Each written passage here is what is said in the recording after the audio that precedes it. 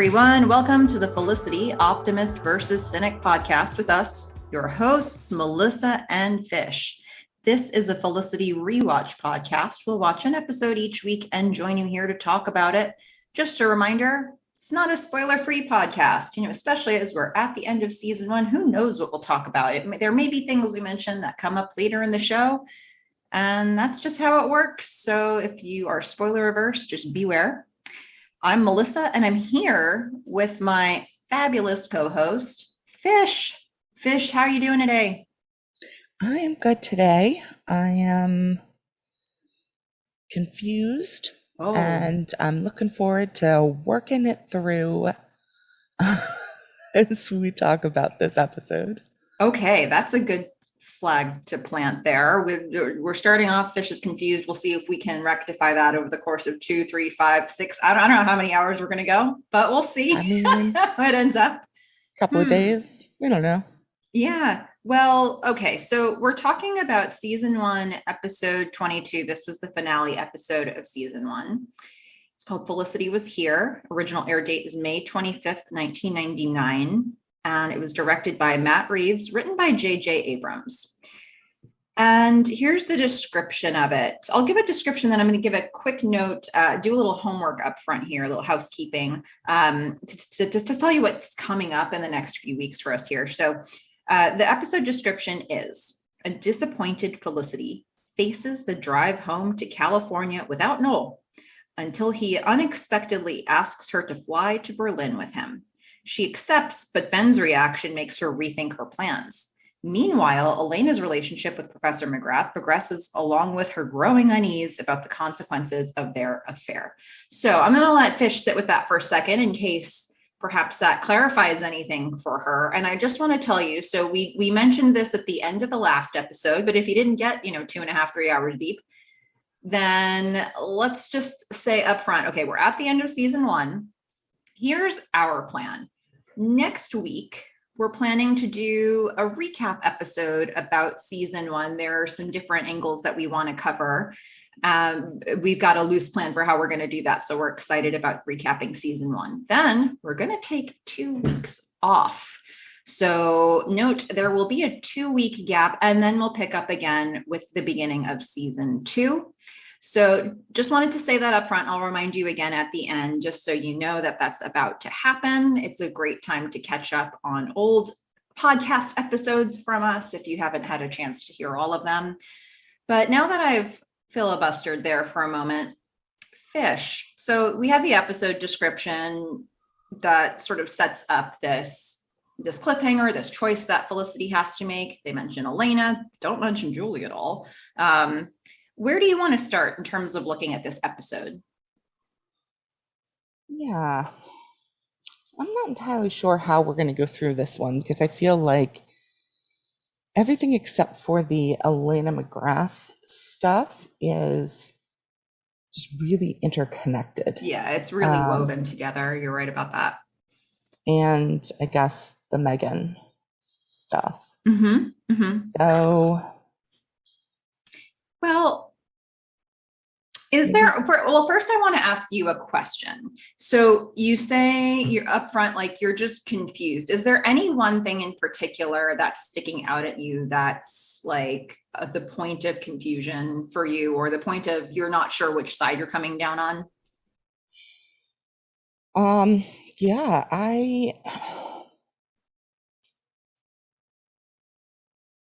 I'm not sure about Ben or Noel, although I have a direction that I'm definitely leaning toward. What direction are you leaning?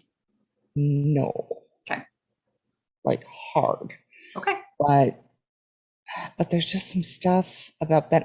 So part of what's confusing me about this episode is I feel like Ben has multiple personalities. And like we had this sort of like sweet, sexy Ben, right? Mm-hmm. And then he just goes nutsoid. And then all of a sudden we have this like giggly child like Ben. And I'm like, who is this guy? Mm-hmm. Like, what version of him am I supposed to be working with here? Because if it was the earlier Ben, I'd be like, go with Ben. And if it was the Ben he's been up until, I don't know, this last episode, like I'm still wouldn't be like 100% one way or the other. Yeah. But like, I mean, ultimately it comes down to the way Felicity feels. Hmm. But they're still having to get rid of this whole love spell issue at the beginning. Hmm. And it's sort of this maybe world versus what she knows exists with Noel. So Hmm. I don't know. I Yeah. mean, a lot of it is just, I don't know. Yeah. Um, we already stopped in several times and talked about this, but yeah, I'm having major issues with the music. Yeah, issues that I do not have. So it's going to be interesting to unpack this. I think though it's I'm really glad to get your take up front, and I think because some of this is pulling from what we've seen up until this point, let's look at that briefly. So I think one thing about Ben, and something about Noel as well, but one thing about Ben is that the Ben that we've seen who was having a crisis around his gambling, I think that Ben got to relax when the gambling debt was taken away. And so I think what we're meant to be seeing now, and this being a show that's not all about Ben's gambling, right? So that was a story similar to the whole thing that they had to do with the rape plot line for Julie. There are some episodes where we're very heavily into that, but if you get a couple episodes away from that, it's part of her existence and it's part of her story, but it's not something that we're focusing on very much, and they're kind of giving her room to be other things. Now in Julie's case, they put her into more heavy storylines with the birth parents or the birth mom storyline, but with Ben, it looks like what they've gotten back to is actually what Ben looks like when he's in the chase. This is kind of how he was when he was trying to hook Julie. And he was flirty, and he was like asking the tough questions, and he was like, "You're avoiding me, and aren't you?" And she's like, "Yeah, kind of." Like a lot of that is very echoed here in this episode. So I think I sort of take the gambling storyline and all the intensity that came with that, and I have to put it in the same bucket as the storyline they gave Julie around the rape. And for me, and with the Noel stuff, I'm kind of glad that they gave some lines for Felicity to say, at least to Sally here, where she's saying she does still care about Noel, because I was just listening back to, we've been about a week ahead with our recording of these podcast episodes. And so I was just looking back at what I was saying in the Connections episode around how like red hot mad I was at the scene that they did where, or whatever episode it was, where we were talking about the conversation Felicity and Noel had, where he's like, I can't go to the road trip anymore. And she was just kind of like, yeah, whatever, see you later. And I was like, she doesn't care about him that little. So I was glad in this episode that they kind of undid that a little, and they were at least having her tell Sally she cares about him. She still hasn't really said it to his face, but she's feeling that way. So it made the decision between these two boys more realistic to me. So that kind of, I guess, brings us up to speed on my thoughts leading into this. But I don't know. What do you think? I don't know, maybe getting into the first scene will help a little bit, because it'll clarify some of the things that I'm confused about. So we end the last episode with them having this almost kiss. Mm-hmm.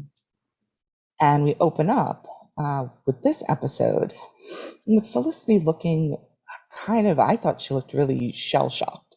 Yeah. And she's just staring at Ben, and Danny has to Stacking kind of, cookies.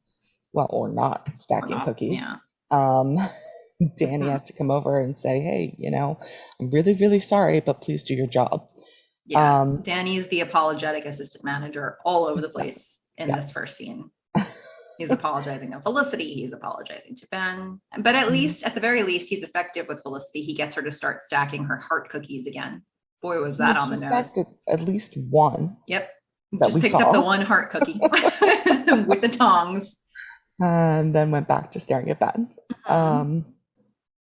But she's talking about how the stupid love spell kind of worked, right? And we all know my feelings after the last episode on the whole love spell thing. Yeah. Not a fan. So she's getting back to this place where she's starting to have feelings for Ben again, maybe. And she says they're like the ones that she had in high school, although I don't know that I really fully believe that, because I do think that she has changed over this year, and I'm going to be interested to talk about that as we go on. But she knows Ben, and she's just wondering, like, did this even happen? Did this almost kiss even happen, or was it all in my head? Like, I don't know what's going on. I don't know how to feel. And I love the moment when then Ben comes over and is like, did that almost kiss happen? So it's just sort of underlining the issue that, yeah, it really happened. And they're both thinking about it. They're both having we're not hearing Ben's inner monologue, but he's having one because he initiates this conversation, and they're both having this lingering look across Dean and DeLuca. So, we're not hearing his inner thoughts, but I would assume they're there. Yeah. Yeah. And then they both kind of believe that it's just gonna be complicated. It's gonna wreck a bunch of stuff. I mean, if the two of them get together, and I mean, it seems about right. Their group of friends is two couples, and and Elena, and maybe Richard. So that's kind of a blow to the group. It's going to be interesting to see how all of them work through this. So, yeah, they're certainly setting up a complexity amongst the group, regardless of the choice that she makes. I mean, I think it's like they have made it so that there is absolutely no clean exit strategy for Felicity from this. Regardless, we'll certainly look at that as we get further into the episode with the actions Julie takes, because she's stark raving mad. I mean, she's just so pissed, and so she has every right to be. Yeah. Yeah, I don't know. I have some her boyfriend and her best friend. Yeah, I have some complex feelings about that. We'll get to myself. I think Julie can't be entirely on her high horse on this one, though she is absolutely right to feel not okay about it. But she actually knew that Felicity liked Ben well before she got it into a relationship with him. So I don't know. Fair. I always have a problem when people get really territorial about relationships with people who other friends had kind of claimed first.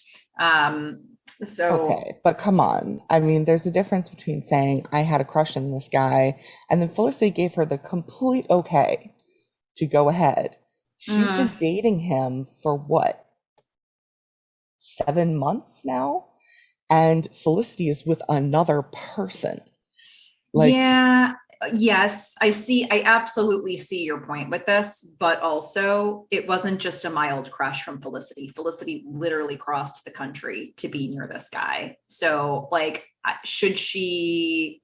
I don't know. Yes, she's been in a relationship for a while, but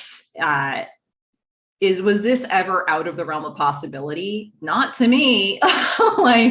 Julie started, and for as much empathy as Julie has had in so many different scenes and in so many situations this year where she's read between the lines, how many times did Felicity say, no, it's okay, not really meaning it?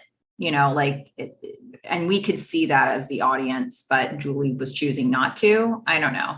I think, yeah, there's been a while here where Felicity's been in the relationship with Noel, but Ben was never out of her life. So I feel like, yeah, Julie's right to be upset about it, but also she planted herself firmly in a situation where this could happen. I don't know. Yeah, we may have This was a to agree to risk. disagree on that one. I think, I don't know, do we want to just go down that path right now? Well, no, let's keep looking back at the first scene, and then we'll come back to that fight, that big argument we're going to have later. So I think you pretty accurately did that setup there. There are a couple other things about that opening scene. I actually kind of feel like it was a two-part opening scene, because Felicity is leaving basically two tapes for Sally, or she's leaving a part one and a part two, I'm coming back to it, tape for Sally. So in Dean and DeLuca, we're getting this whole like, hey, here's how I'm feeling thing that's going on, where she's telling us about her inner monologue about the almost kiss moment. We've got the first occurrence of Ravel's Bolero, which I know you loved. That's happening in the background. And this is sort of just an earlier part of the song where it's still building. And we're getting a look at Ben sweeping, and we're seeing his new haircut, and we're getting all the, Danny trying to get his workers to work thing apologetically. So we're getting all of that. And then we head to what I think of as like part 1A of the opening, where now we're back in Felicity's dorm room. She's on her bed. Like we've seen so many times, this sort of silhouette version of Felicity up against her shades, leaving the rest of her tape for Sally, where she's talking a little bit more about the situation. We see her slow-mo. She's putting on the necklace that Ben had given her after the robbery in that episode. And I also thought it was interesting because I guess they needed a prop to show us the necklace. So they gave her like a necklace hanger with one hook, a very lovely one. It felt like she had gone out. She had this, I don't know, maybe she had that hook before with the old necklace that got stolen. But it was a very like, here's the necklace kind of a moment. And then we see her check out the closet with the list of people who had lived in her room before. And all of that kind of happens under the tape and the slow-mo. So that's to me like the beginning of the episode where we're just setting everything up. Yeah, and I don't have any problem with Bolero at this moment. I think it's actually really kind of nice. It's the start of something new. Like when I hear Bolero at the beginning, I tend to think of, this is the start of something new, and it's going to kind of build up, and it almost feels like you can track Bolero over a day and have it be like morning through, whenever you're doing your most important tasks and things like that. And it just sort of, I like it. And I like it for this idea of Ben and Felicity being new, just they're kind of starting something, and they had an almost kiss, and all right, like we don't know where it's going, but something is starting. Well, I have a slightly different take on what Bolero means. I think I agree with that take, but the take that I have makes it a far more, I think, apt metaphor for the kiss moment too, which is when I think of the song Bolero, I think of a song that's just like crescendo from beginning to end. It's a build. It's a song that builds all the way through in a way that's almost impossible. You would think it would be impossible to sustain something that's just a constant build, but that's what the song does. It's like you use the word build, and I absolutely think of this as the song as a metaphor for a crescendo, for a build. So I don't think of Felicity and Ben as being new. I think that they've been building the whole season. They started in a place where she had feelings that were really unwieldy and it wasn't evenly matched. But I think if you consider that their starting point, I think of the whole season as a build, not this episode. And then I think in this episode, there's a build that's happening as well, because we see Bolero in those moments where Ben is approaching Felicity. But for me, this song, it works as a metaphor more than it worked. Like, I think there are song choices that maybe would have been more on the nose in terms of like lyrics, but the metaphor of it for me is more appropriate than anything else. And I think that works with the fact that they had the first occurrence of this be the soft version of it, like the early part of the song where, you know, everybody's dazed and they're just kind of getting into it. It's a little oboe going. They're going to use sort of more emphatic parts of the song a little bit later, but they're trying to do a build here too. So I don't know. I think you're in a camp that's got really good company in it. I think there's a lot of, I remember at one point looking at a couple of the scenes from this episode on YouTube, and there were people who were complaining about the song choice, but I've always liked it. So I agree. I think, you know, that kind of is what Bolero is, right? It's that sustained build. But for me, I mean, I guess I kind of get where they were going with this. If you take a step back and you say, okay, you know, they've been building to a relationship, although I certainly wouldn't consider them sort of building to a relationship throughout the season in the way that Bolero builds, right? Because it's specifically very simple and repetitive, and it just builds and builds and builds. Mm-hmm. Whereas their relationship, I think, has been all over the place. Mm-hmm. But if you want, especially after the paper rewriting incident, I think that was probably a big downslide for them. Yeah. So for me, it's not great, I think, even on a thematic level for the season, but for this episode, I could see it, you know, you're building to this point where she has to make a decision. Fine. But you have to step back to experience that, right? And for me, if I'm building to a moment between these two people, the first moment that I'm building to is their kiss. And for me, having the kiss be sort of mid Bolero, it's just so anticlimactic. Even within the song Bolero, it's not the end. So feeling that as like a passionate kiss that is going to, you know, make her think differently and make this choice with Noel be hard. Like, I needed more from that moment. Well, I also don't think that kiss is a climax, although it really affects me. I will say, I think it's a good kiss, but I don't think that was the be all end all. I think that what we're seeing is a Ben who is thrilled by the chase. We saw him do that with Julie, and we're seeing it here. And a kiss isn't the end goal. The end goal is get this girl to go on a road trip with you. You know, like, if that is even the end goal. But I think, you know, maybe there's a goal beyond that. But I think he's looking for this experience. And I think so much of what we're seeing in this episode is him pulling out all the stops to woo her, to be charismatic and to get her to rethink her choice around Noel.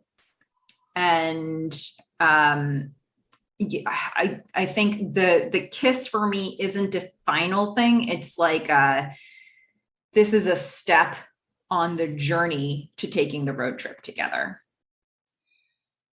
Then I would say, just for me, that they failed in conveying that through the music, because the music doesn't swell and, you know, and get to its ending slash climax at the moment where he, comes in and says, "This is why you should be with me," and "come with me." And it's like this grand romantic gesture that makes you feel all these things. And it just didn't do that. So if you're going to build to that moment, fine, build to that moment.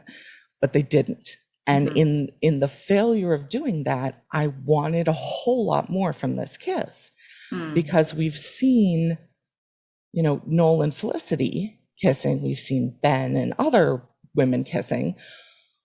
This is a moment. The first kiss is a moment of, and I'm assuming whether it's at the start of the season or later on, Felicity and Ben are going to get together at some point, right? And this is the first kiss. And for me, a first kiss like that around a major relationship within the show is not a mid-bolero moment. And so I wanted something really like sexy in that moment. And it's so sad for me because the music that's going on when Felicity goes to see Noel, tempted by another. The lyrics are very clear, but the song is also sexy. And it's like, oh, you gave me this mid-bolero nothing for Ben, and now you're giving me this for Noel. And, I'm very, I guess, in tune with the music. Music affects my mood a lot. And so what I did is I actually made Melissa stop the show and put it on mute and watch the first kiss again. And so we tried to do that and failed because Melissa started singing partway through it. Thanks for that. Yeah, and I think I chose "I Kissed a Girl and I Liked It" by Katy Perry. Yes. Demi Lovato, but yes. Oh, is it Demi Lovato? For sure. Well, all right. I could be wrong. Well, that's one of the two. That's the song, anyway. Maybe we're both wrong. Yeah. But we did eventually, after seeing it about 5 times, we did eventually manage to get like a mute moment, and it is a great kiss. It is absolutely ruined for me by Bolero being there. Oh, I'm so sorry to hear that. For me, it is the perfect musical choice under it. But I'm curious because I know you're not alone in your take. So I am curious among the people who listen to this podcast, how do you all feel about this moment, this song? That, what did it kill the vibe or did it enhance the vibe for you? I don't know. Interested to get more of a sample size here because Fish and I are coming down on completely different sides of this. So again, very surprising. That's hardly ever happens. It's almost never happened in the history of our show. But yeah, well, let's see. I do think it's interesting to try to cover this episode because really that is the next thing that happens between Ben and Felicity. I did just want to say, I didn't know that Felicity hadn't been wearing the necklace that Ben gave her. They didn't really make much of a point of that. They didn't show her not wearing it, or they didn't purposely try to show her not wearing it. I imagine that if we looked back now at the episodes before, which I wasn't doing as we were going through, but I guess if she ever has a non-sweater V-neck kind of day, we would see what she was wearing or not wearing. But they make it a really big point to give us the necklace and watch it, have us watch her putting it on. And Ben's noticed. So I guess, that's something that they wrote in regardless. But we certainly haven't been, especially if you're the fashion eye on between the two of us and you haven't been noticing the necklace, we're meant not to be noticing it, I guess, during that gap, but she's wearing it again now. It is not lost on Ben, but so she puts the necklace on, and I want to come back to sort of the whole way this episode is shot and all of that, which I think we can hit on when we talk about the ant farm. But I just want to say that I really liked it. There's a lot of new stuff that they did, and like a lot of really creative camera work I found. So I think, if we keep going though, the next scene has Julie in it. So, we go from this moment of consideration, discussion with Ben, to back to the Dear Sally tape, and kind of she sort of is going between, I think, these different moments throughout the episode. So she's got her kind of following one thread. Is it Ben or Noel? What are the consequences for everyone? And then she's got these scenes in between where she's cleaning up her room, or she's traveling around the city, sort of preparation moments. So she kind of goes back and forth, and then she has another people moment with Julie. And Julie she's really upset. We'd already seen that earlier. She's been crying.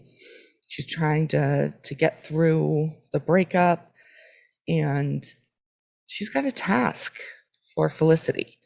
Felicity is trying to say, I felt something. She's thinking in her head, I'm going to break girl code if I end up on this trip with Ben. And Julie's like, oh, no, you have to go because I think there's someone else. Guys just don't break up with you. They don't give you that line of I want to be alone unless they mean the exact opposite. Yeah, unless there's another prospect. So here is where I think we see for the first time, maybe the first time, something that Felicity has really learned. She doesn't blurt out immediately what she is thinking, which is, it's me. I'm the person. I don't even know in this moment because at this point in the episode, all we've seen is the cookie stacking, did we have an almost kiss moment, that this is going to get complicated. I think she's still a little dazed about what is going on here. I think she has a sense of the feelings that it's stirring up in her, but I think it's really early days to be having a conversation with Julie about something that's so unformed. Yeah, but that has never stopped Felicity before. Yeah, it hasn't stopped Felicity before. So, as I'm saying, she's learned something. She has changed throughout the years. She doesn't sit there in the middle of Julie's, breakup talk and say, I think we had an almost kiss, and I'm not sure how I feel about it. She's like, oh, there are going to be consequences to that. Like, Julie is not going to be happy about this, and she keeps her mouth shut. So, applause to Felicity. Yeah, Felicity needs to figure out what the hell's going on here. So maybe do that first before thinking about informing others. But and this is a scene once again where we see food eating / not eating happening. This is not something anybody is tracking except for me, but I'm here to tell you, I am your food correspondent on this show. Julie is eating an orange, I think. Could be clementine, thinking it's an orange. She's eating it. We see an orange that's mostly just a peel at this point. She's been eating her orange. Meanwhile, Felicity has a bowl of cereal that she's basically just using the spoon to push the cereal around the bowl for the whole scene. I'm not sure we ever see her bring the spoon to her mouth. Yeah, and it makes a noise in the bowl, which means she either doesn't have any milk in there, or they have some really unrealistic cereal, because it would be mush. Well, that can happen. The cereal can become mush, no problem. That's the cereal's job. We hear it move around in the styrofoam bowl as she's pushing it around with her fork. There is a distinct dry cereal sound coming out. Yeah. So, that's the thing that nobody wanted my take on, but that's it. So that's the scene. Actually give us your take, though. You just sort of said what happened. I just said what happened. I mean, how do I feel about it? I feel like it's hysterical to me. It's so funny. Like the things that actors do to not have to consume mass quantities of food in an episode. Like, it's always fascinating to me how they can make it. I mean, I'm sure the majority of the people watching this are like, yeah, she's having a bowl of cereal. I'm like, no, she's not.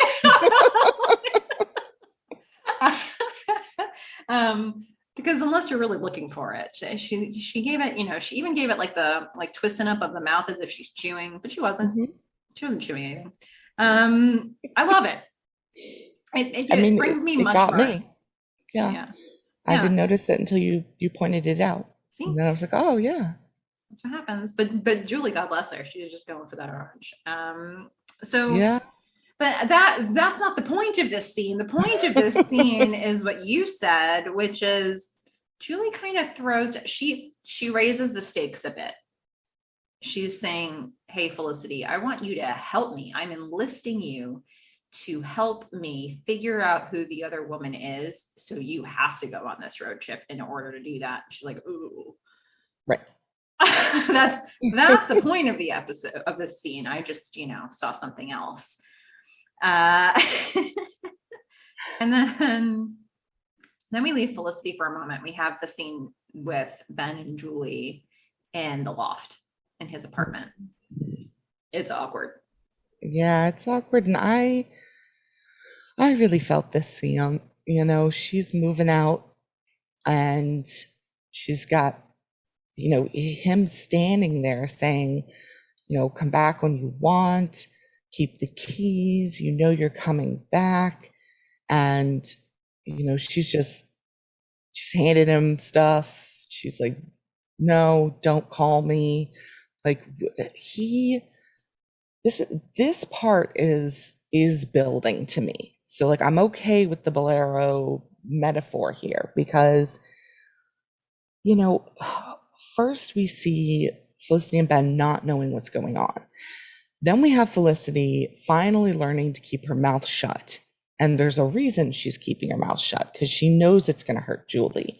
And this heart-wrenching scene with Julie where she's just really hurt, and this a-hole is telling her basically, I mean, not only did she have to break up with herself, mm-hmm. he's now like trying to get her back. But I mean, if she had turned around and said, okay, I'm not going anywhere, he's still going after Felicity at that point. So wait. You saw him trying to get her back in this scene? Yeah, he's saying he knows she's leaving. So then he feels safe enough to say stuff like, come back when you want. Like, you're coming back. What? Like, they're going to live with each other now that they're broken up? Like, no, that's just... Oh, no, I totally did not read that level into this at all. I think he was finding things to say in the moment, whether they were the right things or not. I don't think he wants her back at all. Oh, I don't think he wants her back. That's what I'm saying. He doesn't want her back, but he's saying these things mm-hmm. like that would be encouraging her to come back, like, quote, come back. I think he's like fast forwarded into the let's be friends thing, but she's not.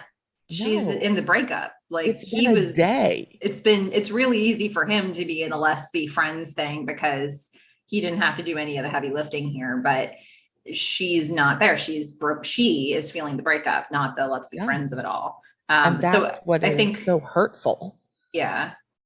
Yeah. I think this is the stuff, like, in a way, I'm seeing a little bit shades of, even in how you and I are thinking about it, I'm seeing kind of shades of how we saw Ben with Felicity earlier in the season, where, like, for example, there was a scene, it was such a small thing, but they were in the mailroom and he like put his hand on her shoulder and she like physically shuddered. Like, her whole body felt it. And you were like, he's just her, like, he's not thinking of it that way. He's just being a friend. This is how he is as a friend. And for her, she's feeling it in a very different way. In a way, I almost feel like it's the same thing here with Julie, where it's like, he's just doing the friend thing. And like, it's not the time, but he's kind of unaware there's of the impact he's had, or he's liking the impact. I don't know. Cause I think at the well, time when we were talking about it, you were saying he kind of likes the impact he has on Felicity. I think he was being kind of oblivious to like these little touch moments that he had with her having a real impact on her. And this lines like, you'll be back kind of thing. Like, I feel like he was just, it's coming from the same place of like, we're friends now. I think we're friends. And not really getting the full weight of what she's feeling. I don't know. yeah, I'm on the fence with that one. So I I'm think seeing a lot of consistency between Ben right now and Ben from maybe what mid-season and earlier. Um, yeah, I don't know that I'm buying a lot of that part because okay, so there's a couple of different scenes that you were talking about with Felicity. One was when he just puts his hand on her, right, in the mailroom. mhm, And that I was like, okay, he's a touchy-feely kind of guy and he does that. Fine. mhm, But then there was a scene later where he reaches past her to open the door when mhm, they're together in an apartment. And at that point, I was like, okay, he knows what he's doing there. Like, that's a move. mhm. And he is starting to feel some things. And, that was different. Yeah. But if you've been dating someone for this long and you just broke up, I mean, he's oblivious, but nowhere did we see them have a friend conversation. I Mhm. mean, she was very clear that, like, again, you're a coward. Like, yeah, it was really interesting, or interesting how you, or what was it she said? It must have been really hard not to use those exact words Mhm. when they were talking about breaking up with each other. I mean, everything about her is saying, I'm hurt, stop it. Like he keeps saying, come back. And she's like, here's your keys, Mhm.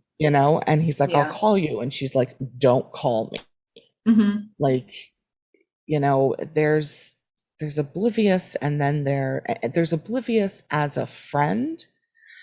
And then we've been dating for months. Like Yeah. he But has to take some responsibility here. you would think, but I can tell you from personal experience that I broke up with somebody that I was living in his house, and he thought that I would continue to live there after the breakup. He actually thought that. So I am kind of like, this is not out of the realm of like Yes, but stupid I guy stuff. also don't like him. Yes, So yes. I'm I just mean, that's gonna fair. put I it think out there's a there. lot of caveats. There's a Um, lot of lack of context that I just provided, but I do think that the idea that Ben is,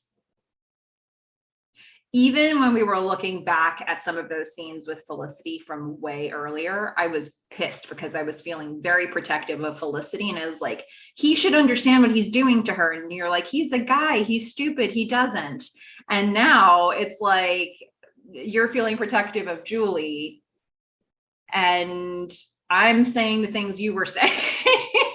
Like he's well, a guy and he's being all, and maybe it's not even just that he's a guy. He's the guy who lost feeling first with her. Like he didn't execute the breakup, but he was broken up with her in his mind well before that conversation happened, possibly.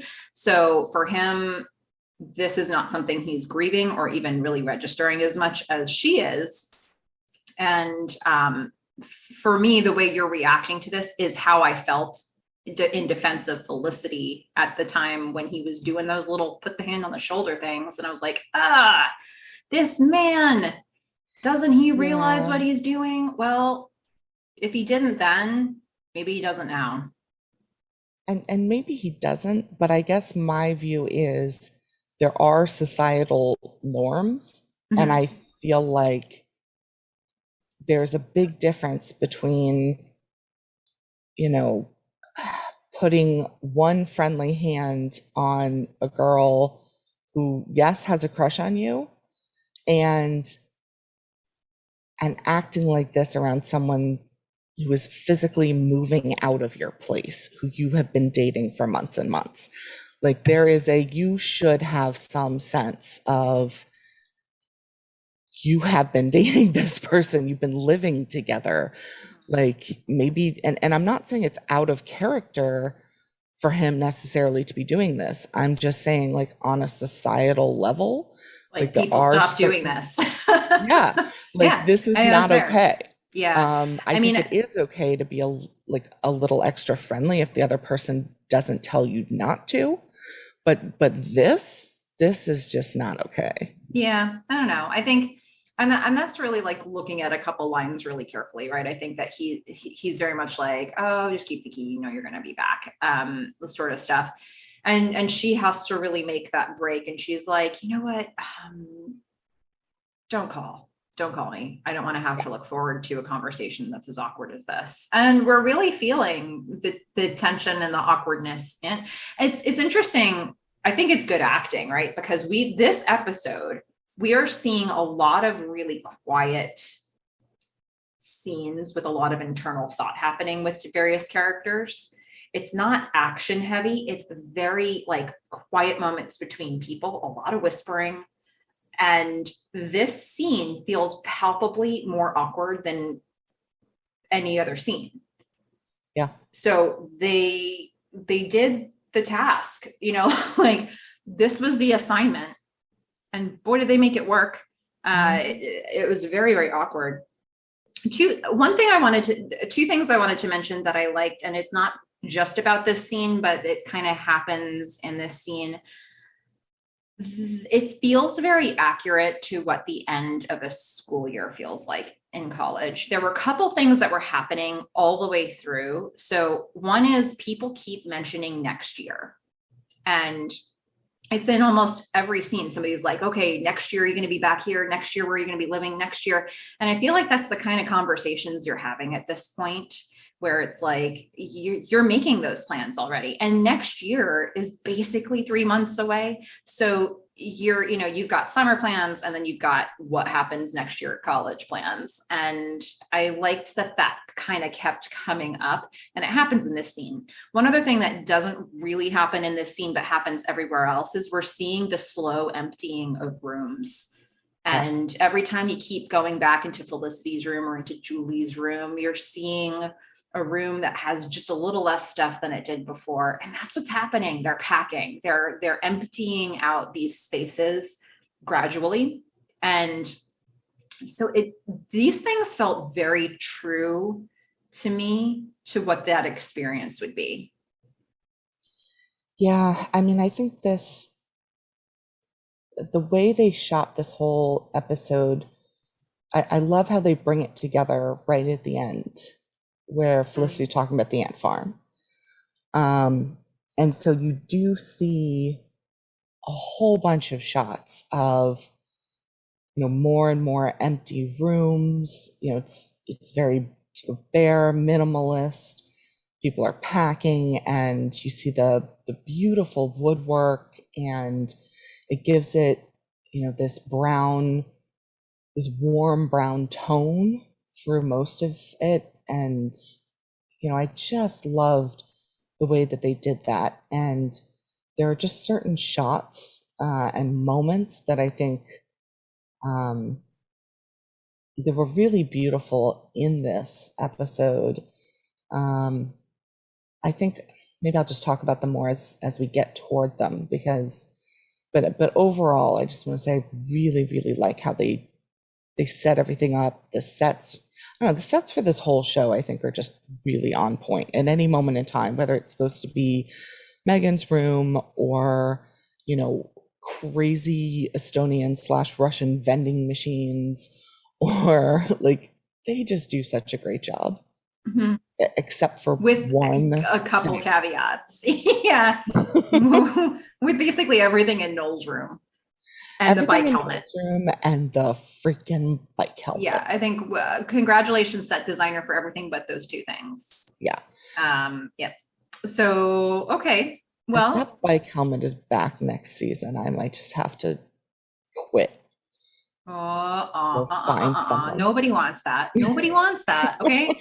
I don't remember if there's a bike helmet, but we're gonna find out. And either way, I'm making you continue to do this, because what's a Melissa and Fish podcast without a fish? I don't know. All of a sudden, Melissa takes to YouTube and just sits there with an actual fish. Yeah, I don't know. I'd have to figure out something, but that's not a world we're going to live in ever. So, okay.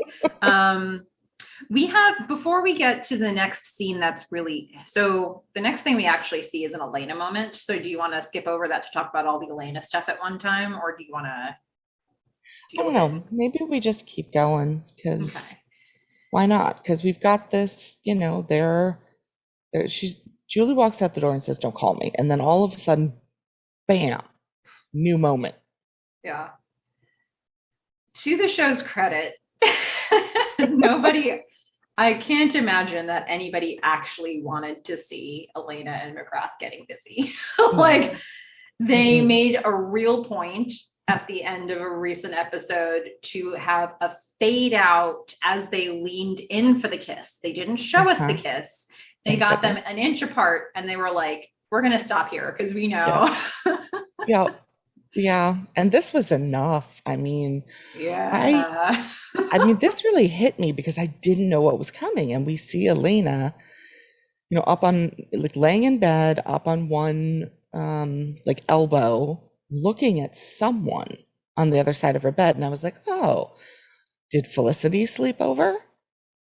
No, Felicity did not sleep over. Elena slept over. McGrath's, or maybe they were in a hotel. I don't know where they were, but they were somewhere. And Elena was wearing I did notice she's wearing a nightgown. She was looking sexy. And it was purple.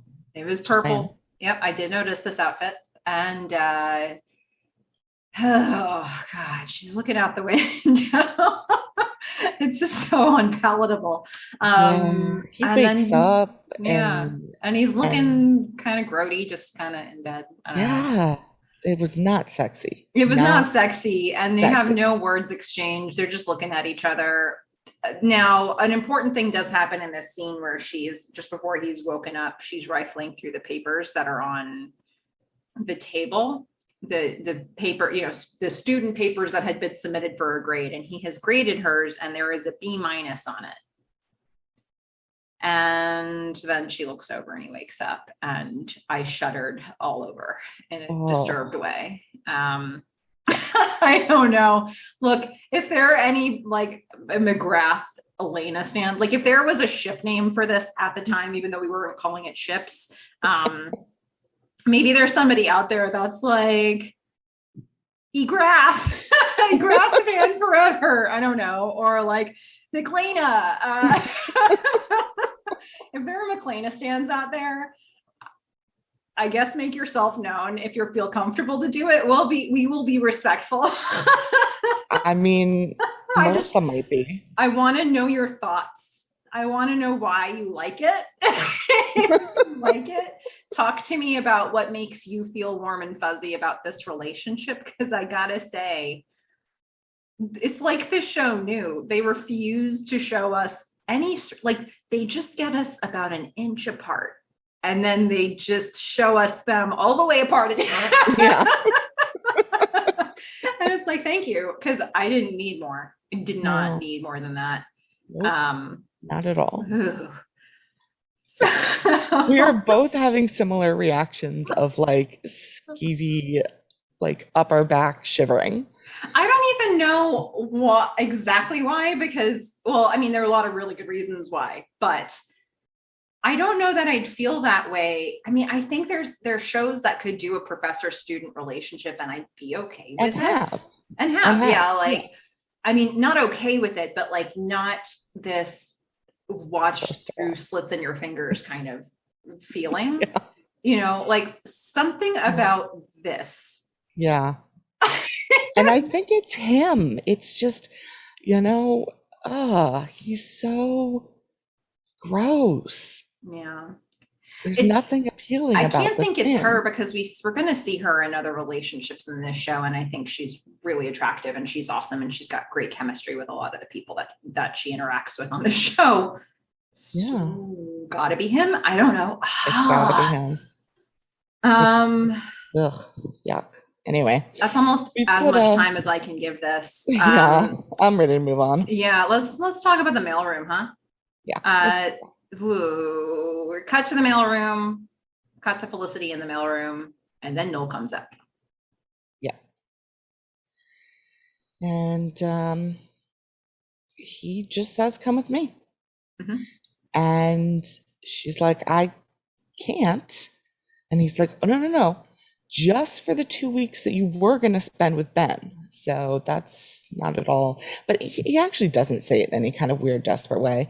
But he does make it a point to say the 2 weeks that you would have been with Ben. Yes, he does. He does say that. That was a writing moment. That was like the writers need us to know that there's a either or. Yeah, I agree with that. Because it didn't seem like it came from a place of jealousy. I think at this point, he's pretty sure that they're together-ish. I mean, they keep saying like almost girlfriend, almost boyfriend or whatever. And Well, see, this is the tricky part because what we know from Felicity talking to Sally is very different from what we've seen Felicity say to Noel. So I don't know how he could feel confident in this moment in the relationship, but because he has said "I love you" to her, he uses the word love in multiple contexts in this episode. yep, She has yet to say it to him, though she has said it in the documentary that she didn't know he watched. And she says she has said it. She says it in a tape to Sally. She's like, because after he invites her to go to Berlin and he's got these tickets, she's like, who would say no to, a trip to Berlin with a guy you love who's your almost boyfriend? She has not said those words, any of those words to Noel. yep, So yep. where does he end when we did see her talking with him where he was like, oh, it turns out I can't do that road trip. She was unreactive except saying, well, you're not going to lose me.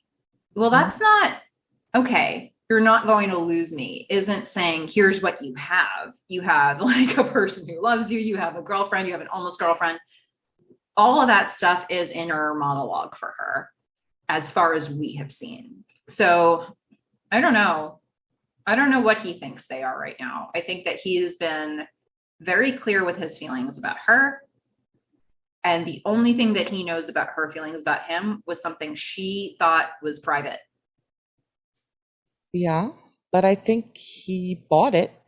Mm-hmm. I mean, he's gone out on a limb, I guess, and ordered these tickets. Now he did make them refundable. Yeah. So that because he's not sure she's going to say yes, and I feel like the idea of her not saying yes is wouldn't be about another guy in his head at this point. Mm-hmm. And it seems like she wants to say yes, and this is something that drives me more than a little bit crazy about her throughout this episode.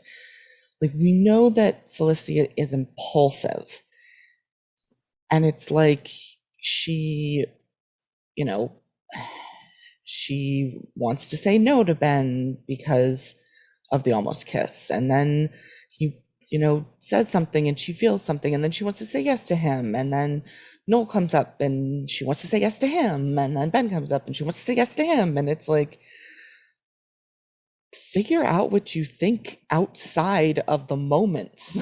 Yeah, right? she is really torn. And I don't know exactly how much time elapses from the beginning of this episode to the end. I'm not really sure. Is it over a week? Is it over like a couple of days? Like what I don't She know. said there were like 2 days left, and she was starting to pack her bag Okay. at the beginning. This is a lot of interactions then for that amount of time.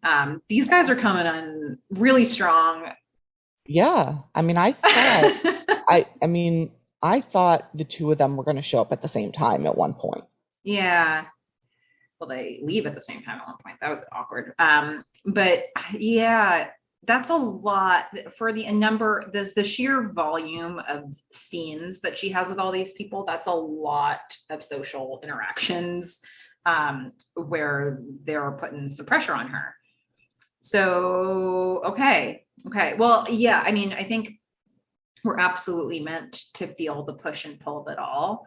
The Noel versus Ben argument rages on for a reason. I mean, I think that Noel, I mean, we're certainly going to see more at the end of this episode that would push even more people into the Noel category. But they're giving us very different dynamics between in each of these relationships for her. And so it's not apples to apples at all. This is her trying to figure out what's the right experience to have. And I think Noel represents a certain stability. I mean, he's been there and they've had a relationship. And yeah, I think there's just a fundamental stability there that is an appeal. And this stuff with Ben's coming on so strong here. They're both coming on really strong. Yeah. I mean, well, that's really, I mean, the act of buying Felicity tickets to Berlin is a really bold move. Yeah. And well, to skip ahead, but not for long, like when she's going to see him later, he's like, I'm working on the hard sell. I'm getting a slideshow together. Oh, I know. It's like, oh, that's so, no. We'll get back there. We never get to see the slide. I would have loved to see that slideshow. I would give anything if they had actually created it and let the fans see it. What would have been in the slideshow? You know, it might have been up on that noelcrane.com website. It might have been. No longer find. It probably was like a bunch of sites in Berlin and then like pictures of Felicity and Noel standing in front of it. I don't know. I feel like Photoshop would have featured heavily. Photoshop would have featured very heavily. Goodness. Well, let's go back to where we were. So that was the mailroom scene. Anything else you noticed about that one? Well, I just think where we are at the end of that scene is Felicity has made up her mind to go. I mean, she says, I'm saying okay to thinking about it, but in her mind, she has said yes. Mm-hmm. So that's she's made up her mind, and then we continue with time. Well, I don't know if I think she's made up her mind that she wants to do it. I think she thinks she's supposed to do it. I think she thinks she should do it. And I don't think that's what she wants to do. Well, then she's made up her mind that she should do it. I mean, yeah, that I do think. Whether she wants to or not, I think she's made up her mind kind of to do it. Yeah. And yeah, maybe should is a very particular word that I want to use here. I think that she feels the should of it all. And I think that, and we're going to see as we get to the next scene, she has a bunch of reasons why she thinks I shouldn't go with Ben. And she's correct. And so this is the should option. And if she's looking for what's not messy or what would make me feel like a good person, or you're like, Noel is her path, right? Then we see her go confront Ben, and he's giving her what she wants. The music is back. Mm-hmm. So this is where I start having trouble with the music. Mm-hmm. I was fine with the music until now. Mm-hmm. No. Oh, actually, before we say that, now that I'm thinking about this word should, there's been quite a play on that word over the last couple episodes, because when in that breakup scene with Julie and Ben, and he's like, he's assuming she'll go on the road trip. She's like, no, I'm not going to go. He's like, no, I think you should. She's like, you think I should, or you want me to? And there is a really clear split between those things that the writers set up in the last episode. And then when Felicity and Ben have the almost kiss moment over the 7-year-old clove dust, in that scene, he says, no, he says, no, you should go on this road trip. And she's like, do you think I should? And he's like, yeah. But in this episode, he's going to say to her, I want you to go. Well, so I think that he also said that to Julie. Yeah, but didn't mean it. Like, so I think like there is definitely a should versus want line that I think they worked pretty hard to set up in the last episode that they're leaning into more here. And I will just say, like, I mean, spoiler, I'm going to come down on the should side because I don't think we always should go after what we want at any moment in time. And there are other people to consider in life. So, you know. I mean, I get they're young and we're just seeing what they did, you know, but I'm feeling like I'm coming down on the should side here. I'm probably going to come down on the want side. In fact, I know I'm going to. I had a feeling. Yeah. Well, let's look a little. I mean, I know that we've covered some of this stuff in just a little bit of depth when we opened the podcast, but let's get back to that the confronting Ben scene, because I don't know if it's a pivotal moment. Maybe it is. It's a big scene. Absolutely a pivotal moment. It's one that is ruined by the music for me, but it is definitely pivotal. So she confronts Ben. She goes to the loft. They're sitting, across from each other, nothing in between them. They're just sitting in chairs. They're going to hash it out. I imagine like what they did to get into that. Like, let's sit down and work through this. And then they just like put two chairs directly opposite each other. Let's hear it for blocking. Weird, but fine. So they're staring each other down. Felicity has, I think, like you said, she said, okay, I should go with Noel. So she's going to confront Ben and tell him I should go with Noel. I'm going with Noel. She's made a decision. She goes to Ben, probably to get him to talk her out of it without knowing it. You hear Bolero in the background, and she opens with, I've got 3 reasons why I shouldn't do this, why we shouldn't do this road trip. Well, she doesn't really, I mean, he's the one who pushes her. He's like, she sits down and says, I'm not going with you. Like, I'm just not doing it. And he's like, well, why not? And she's like, there's so many reasons why not. He's like, tell me them so I can debunk them immediately. Exactly. That is exactly what he does. Really, really coming in hot here in the chase and the charisma. And he's going to be persuasive. She's got 3 reasons. Reason 1 is Noel, the Noel factor. The Noel factor. Which I think is fair. She's like, look, he invited me to Berlin. That's 1. Yep. And then Ben's like, well, what do you think? He'd be jealous? And she's like, no, Noel's not like that. He just invited me to go to Berlin, and that's an option in front of me. And it's a pretty darn good option. He's like, all right, fair enough. And then she gives him reason number 2, which is the Julie factor. Which I like that she equates. So she's like, you know how Nicole was making you feel weird with Lynn because she was being so aggressive? Well, hey, Ben, see any parallels there to this moment? And so she references that. And I think, the Julie, I think they both agree that the Julie of it all is complicated. Yes. And then the third reason is the almost kiss moment. Yeah. And that I think is the one he's looking for. That's the one that he can address, because the Noel factor, he basically says, look, I don't know. If that's what you want to do, you can go with him. Like, I can't tell you what to do there. Yeah. Then he just completely, Julie, he's just like, I don't know. Throw my hands up in the air. I got nothing for you on that one. Yeah. It's can't tell you. Like, what I kind of feel like he's saying is, For us to do this, we have to not really care.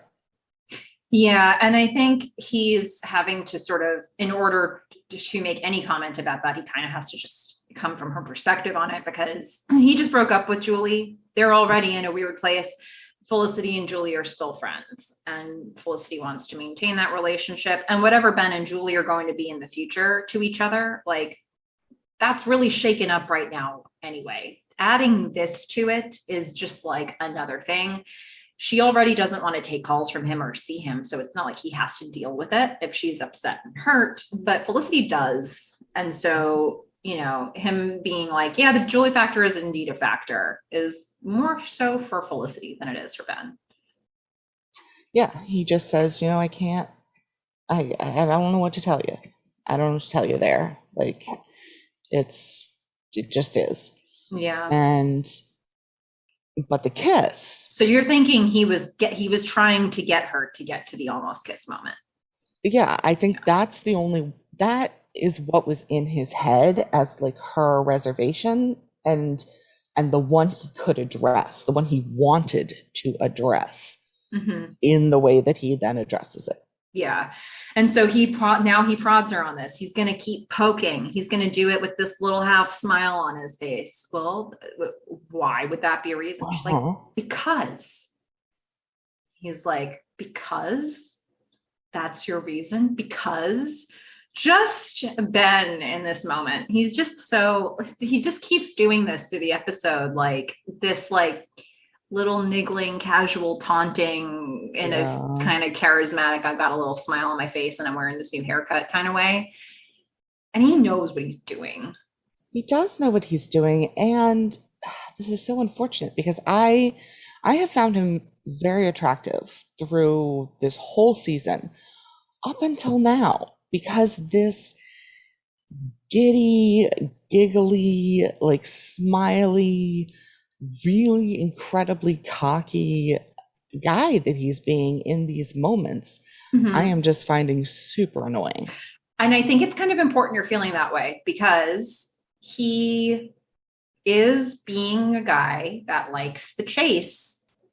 And he is being a guy who is excited about the formation of whatever that, like, and he makes it a point on more than one occasion in this episode to say, I like you. I really like you. Like this, you were saying in the last episode, like, Felicity is a serious person.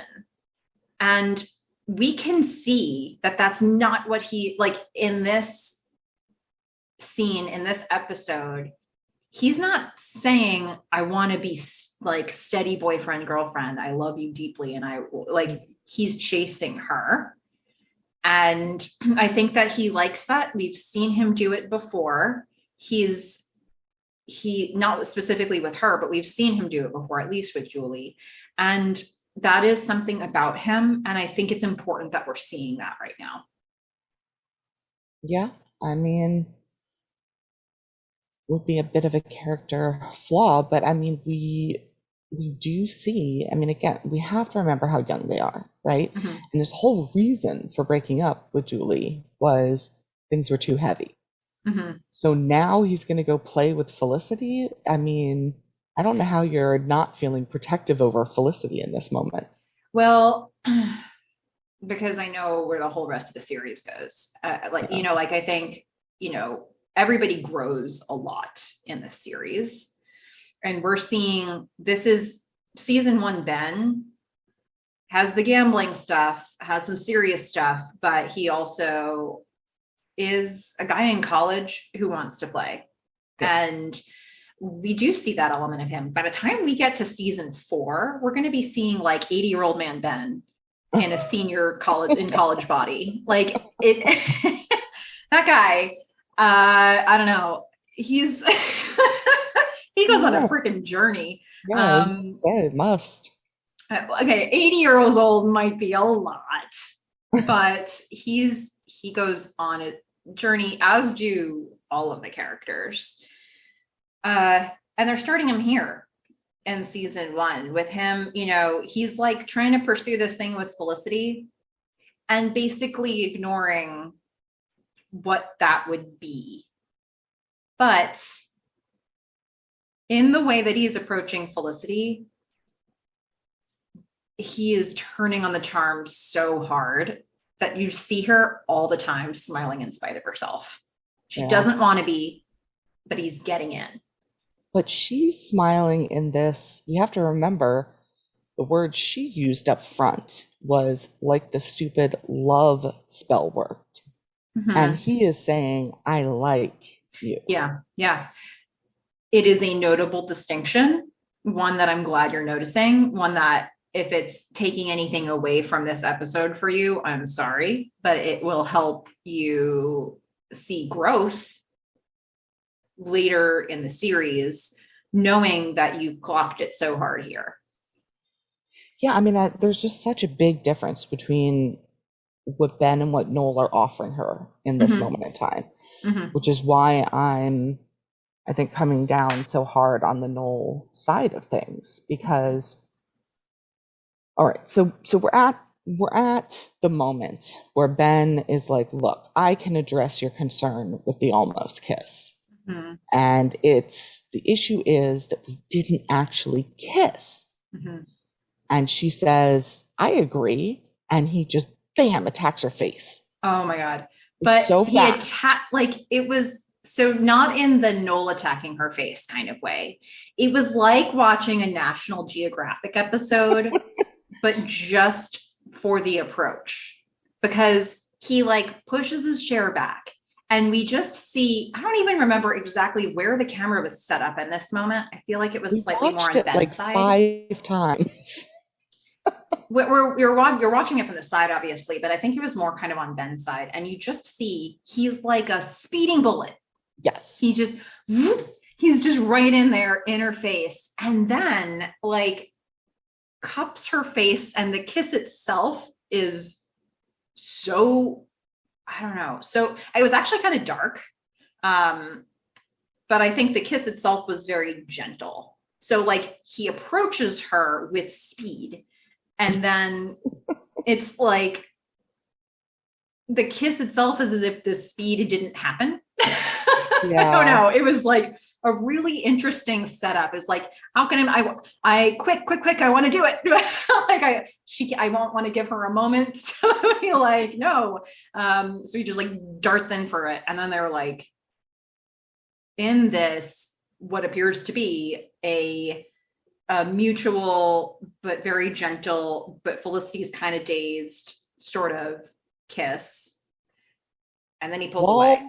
Mid-bolero is going on in the background, and which some of us loved, some of us hated, right? But for me, but there's such a difference, right, between him and Noel. Like there's no consent talk, there's no anything. He makes this really loud noise with the chair. So for me, the whole thing just did not work. It was like loud noise with the chair. Oh, up to no, Fish. This makes me so sad. Well, it's probably the way you felt about Noel when I was like, oh, was that the best kiss ever? And you're like, no, her face is a hamburger. So I'm like. But that was actually in that, like the technique of kissing was like he was eating a meal. Right, which ruined it for you. Yeah. But did not for me. Yeah. And unfortunately for this one, what ruined it was the noise and the music, which I could not get over. And how fast he got to her face. It was so fast. Jarring. I wondered to myself, like, were there outtakes from this where like they just broke each other's noses, or could have happened? Like banged teeth really hard, like, came in too hot. Yeah. I mean, it was a choice, or maybe it was the first take and that's just what they ran with. But when you actually like did mute it, it definitely, like once he got there and I didn't have to deal with the music or the chair or anything like that, it was definitely a good kiss.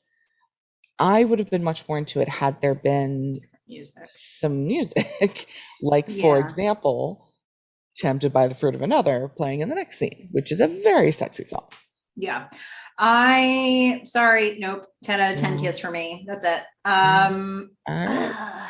Yeah. I mean, we can agree to disagree. That's where we're at. We I have loved to. it. Appreciated it. There's no other way to progress with this podcast. That's it. I like friendship is over. Podcast is ruined. Yeah. Yeah. If you see just one of our names on the next episode, that's why. Yep. No, we're fine. We're fine, guys. It's okay, listeners. We'll be okay. So then he pulls away, but so it's a very like sort of searching pull away. Like he's scanning her face, trying to figure out what's happening in her mind. She doesn't know, like she's blank. She's gone blank. She's gone full reactive. Like she doesn't know what just happened in the world. I think I just see dazed from her. I think she's having an out of body experience. She's having an out of body experience. Yeah, that makes sense to me. And he's just kind of like trying to figure out, okay, how's it going for you? Like what? And then when he sits back down, he says, I've been wanting to do that for a long time. But has he? Has he? How long? He might have. And I'm wondering how long. I don't know with him. I feel like he says a lot of stuff, and I don't trust the things that come out of his mouth anymore. I don't think that he's I don't think that he's I think he's too simple to lie about that. It's so sad. It is, right? But like, I don't think he's trying to complicate it. I think agree. if he says he's been wanting to do it for a long time, I believe that he's wanted to do it for a long time. And I'm wondering when that long time started for him. But I also wonder what long time means. Like, I think for me, he says stuff that I think he thinks it and feels it, but I don't know that I buy it. I think it was the same thing with Julie, where he was like, you can come back. I don't think he was like trying to lie in that moment. He was trying to get what he wanted, which was to feel better and to make this process go smoother, but he didn't actually want her to come back at that moment. I believe that he means that he's wanted to do it for a long time. I'm just not sure. Yeah, I just wonder what long means to him. Long because there was stuff that you like when we were watching. Was that the episode with? Was that cheating? The one where he was like closing the door behind her. Yes. You felt more strongly than I did that he knew what he was doing and he was trying to make that happen. Yes. But if we go back to that, then that would be at least episode 6. Episode 5 was Spooked with the Halloween and the late night chats. Well, Edward was making out with the Pink Power Ranger. Yeah, but that felt very like trying to deny. I don't know. Like that felt like a move. I was just like, he's at a party. There's a hot girl in pink. Yeah, but he was really going out of his way to, in that moment, to not like he had made plans with Felicity and then he broke them. He was being resistant in an active way, but what was he like? But also then being drawn to her. So five is sort of episode 5 is kind of could go either way with it. You're seeing episode 6, the signals. So I think maybe as early as that.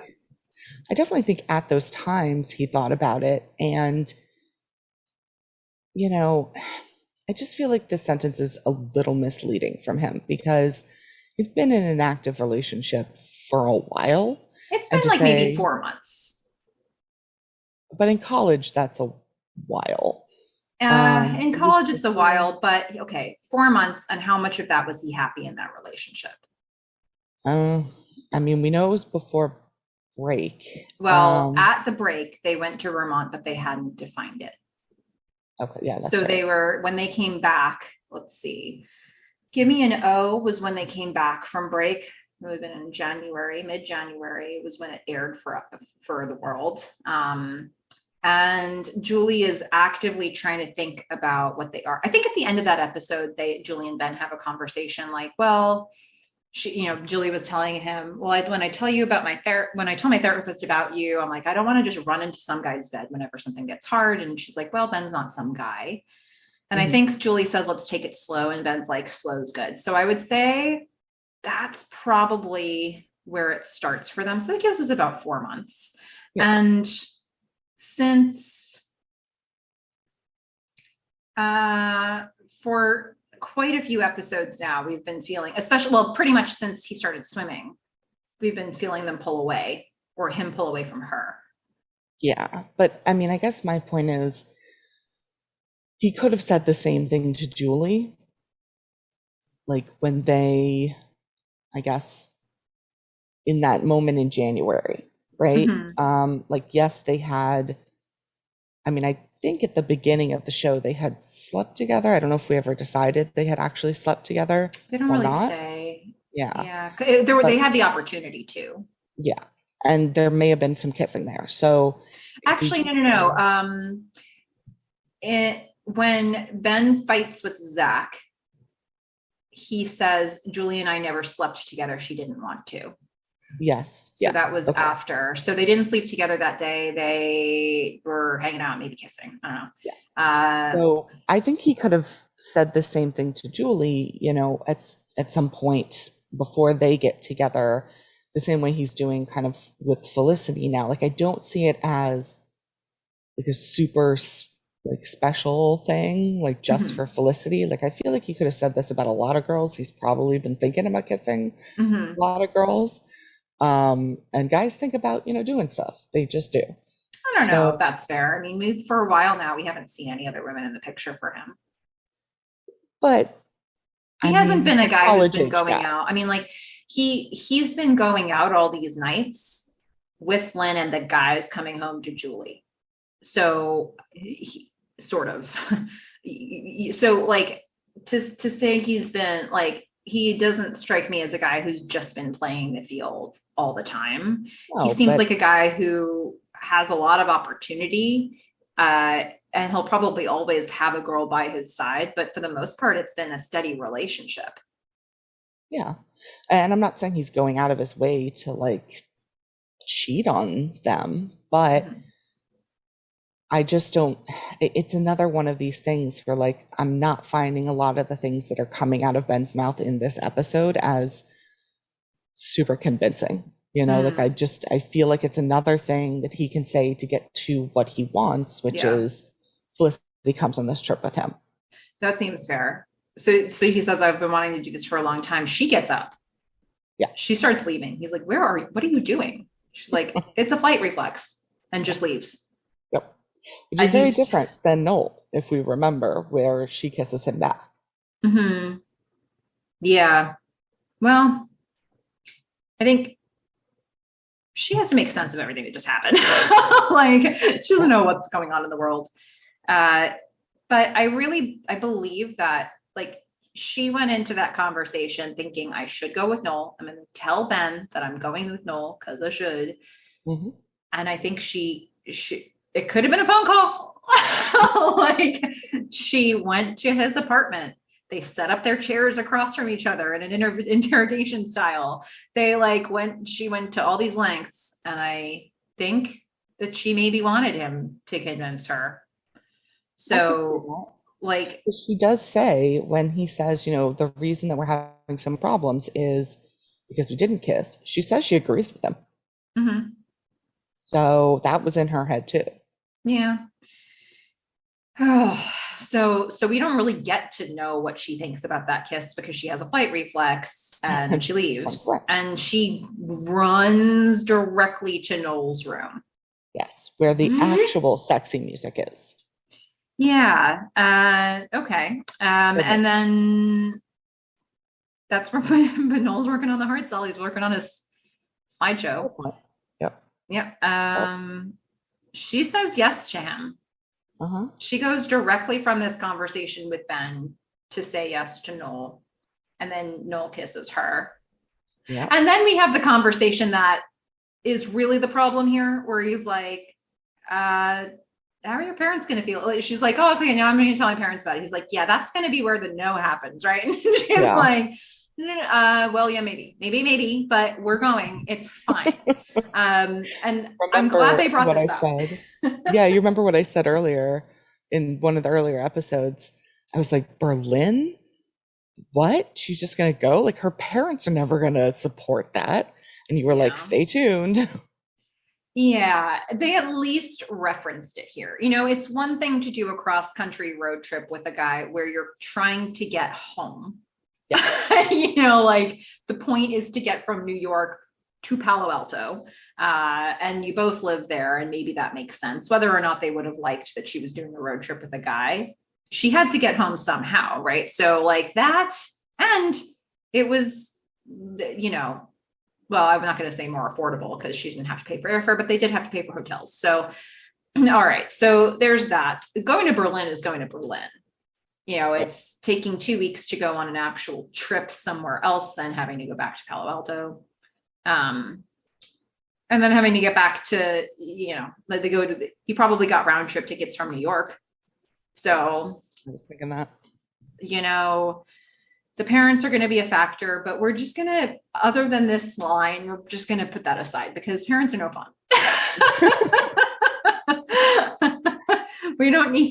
You don't need them weighing in on this. Yeah.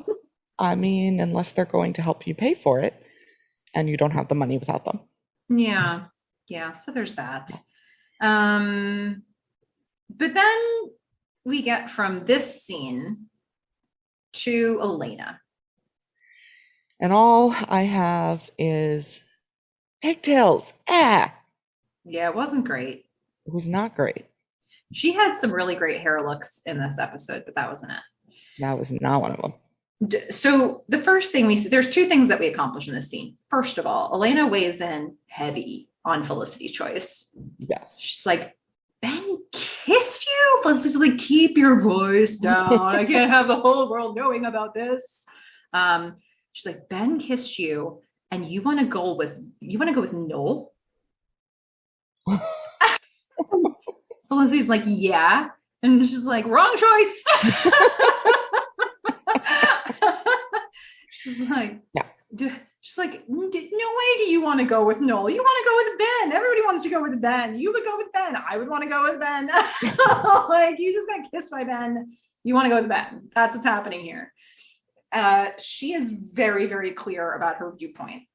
Yeah, she has no problem sharing her opinion whatsoever on this very sensitive topic. It's not entirely unbiased because up until recently, she was still calling Noel guy scum. That's correct. And that's immediately what I thought when she was like, go with Ben. It's like, of course she's going to say that. She basically hates Noel. Yeah, I don't know. I think she's, I don't think that that's entirely where this advice is coming from, but it does make me think of the fact that she's just been giving him dirty looks for a while. But I think that if she thought that going with Noel was the right thing for Felicity, she would have said that. I think that she would have been honest about her feeling if she had thought that. I agree, but I think she's heavily biased. She's biased, but I also think she's thinking, dude, how are you even pondering your choices here? Like, Ben kissed you, enough said. It's just so clear to her. And she couldn't be any clearer with her delivery. It's just short of like smacking Felicity on the face and being like, what is going through your mind, woman? Yeah, well, let's also remember that Elena doesn't have the best taste in men. Yeah. So we got to take it with a grain of salt, but she does make her feelings known very clearly.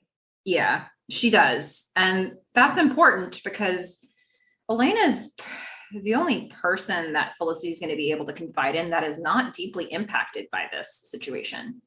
Mm-hmm. She's certainly not going to go to Meghan. Javier's not there. He's in Spain. She can't go to Julie with this. Nope. She's Sally's dead. Mm-hmm. We don't know what's happening with Sally. So she is doing her darndest to get Sally to give her some sort of wisdom. She left freaking 2 tapes for Sally in this episode, but fine. Okay, I'm not bitter about it. It's okay. Sally continued. I don't know what Sally thinks is like, Sally, can't you understand? This woman needs help.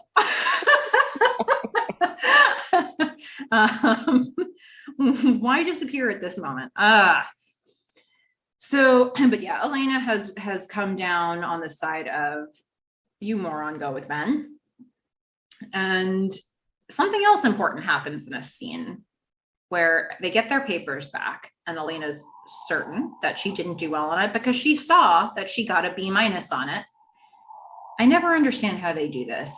And this is not the first show that's done something where they change a grade.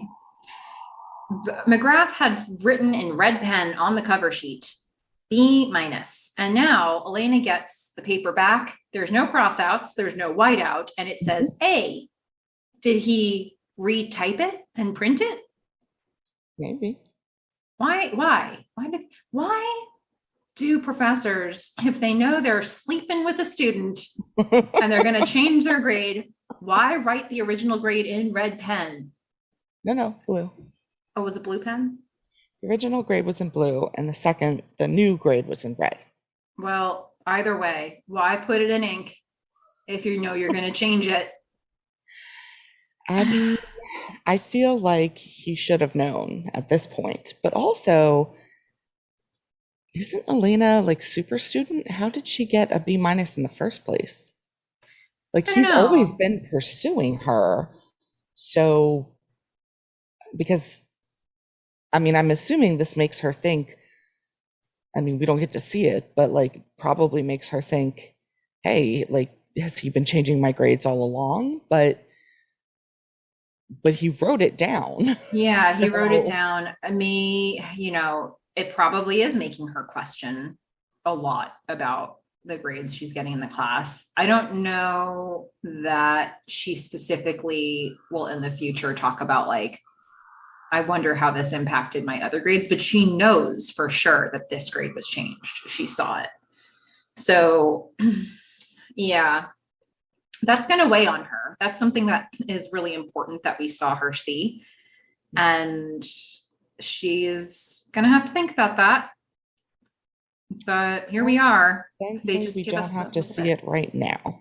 Yeah, I mean, to not think about the two of them for a little while longer. They've given us as much as we need to see with us, I think. Yeah. We know where this is headed. We've been given all the hints we need. We don't need more. We have read between the lines. We're happy with reading between the lines. Thank you very much. I'm not happy. Well, yeah, we're not happy with it, but it is what it is. We've got this story. We figured it out. Yep. All right. So we know that's going to come up later, but we now no longer have to talk about it for this episode. Yeah. So yay, party time. That now brings us to a fun musical cut, which I love. This music is great. Sweet Rosalind by Sheryl Crow, as Megan and Felicity are packing their rooms. Megan's all the way packed. Oh, she's done. Yeah. All she has left is her box. Yeah. Sitting out on her bed. And this is one of the first two shots that I just absolutely loved. I love this cross room shot of Megan's whole side of the room completely, barren, and Felicity on the other side of the room, and just seeing the two. So I feel like they must have reconfigured their furniture at some point, because I think so too. I don't remember Megan's bed always being up against the wall like that. Where were the bookshelves? And I say this because there was that scene that made me so upset way back when Felicity, it was early on. It was after Hot Objects, I think, and Ben ends up sleeping in Felicity's room on Megan's bed. And when she walks over to him, the light was on him and her face, the sunlight. Mm-hmm. But in the configuration of this room, there was like a corner wall that the bed was behind, and you couldn't have had the sunlight hit that way. So I'm reading too much into this. Stuff. Yeah. No, I definitely feel like it was completely reconfigured. That's fine. It's nice and, completely empty with this, as I said, warm wood color that Megan must have hated. and covered it with everything black and dark and amazing. Mm-hmm. And, Felicity just says, have a good time at Wicca camp. Mm-hmm. So I guess she thinks Megan's going to camp. Kind of feel like that's not what's happening, but all right. Who knows, really? Maybe not. Yeah, I feel like camp once you're out of college, or like once you're in college, maybe you don't go to camp anymore. But But Wicca camp, I don't know. I don't know. I She probably honestly, never had an opportunity to go to a camp like that when she was living with Walter and Faye. that's true. So Very she's just true. exploring that side of herself now, and she's probably doing it on the down low. Yeah, probably going to be there with a bunch of like sixth grade witches. It's gonna be Because if her you're and like, gonna like have a code, like if you're gonna say I'm really going somewhere else, but I'm not gonna tell somebody, is your code gonna be like, is your cover story gonna be Wicca camp? no, but I could see her saying it sarcastically to Felicity and Felicity just believing her. Yeah, fair enough. Yeah. But so, they this feels like enough of a goodbye for Meghan. She's like, all right, I'm gonna have fun at Wicca camp. Bye. She walks out the door. See you never. And then she comes back in. She does. And she has a touching moment where she gives Felicity, very first week, she thought she had clocked Felicity. She wrote down a little message to herself. She put it in an envelope. She tucked it away. And now she's going to give it to Felicity so Felicity can see what Meghan thought about her from the very first week. And I didn't expect this. I thought she was going to weigh in on Ben versus Noel. She does not. No, she doesn't. Her take on Felicity, her first impression was, there's no chance in hell Felicity is going to make it through the whole year. No. And this was Meghan's way of saying, you did it. Yeah. Congrats. Like, atta girl. Yeah. This was Meghan's atta girl. Yeah.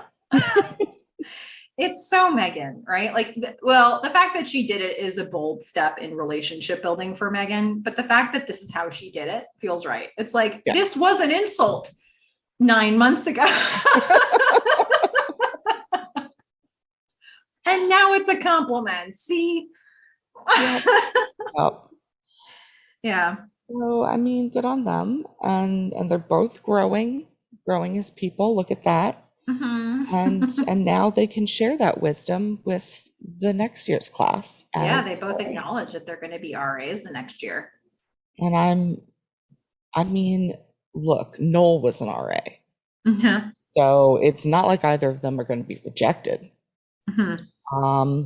But I do feel for these children. Yes. The future of UNY. Yeah. That's that. So we've seen Meghan. She's gone now. Mm-hmm. And now the room keeps clearing out and Ben's going to come back into it.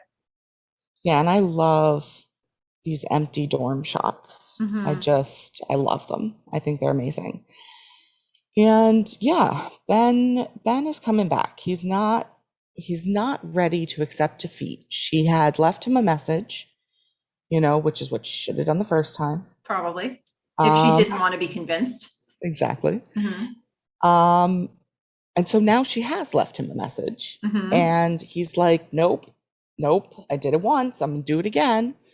So he has come back and he is going to say whatever and do whatever he needs to change her mind again.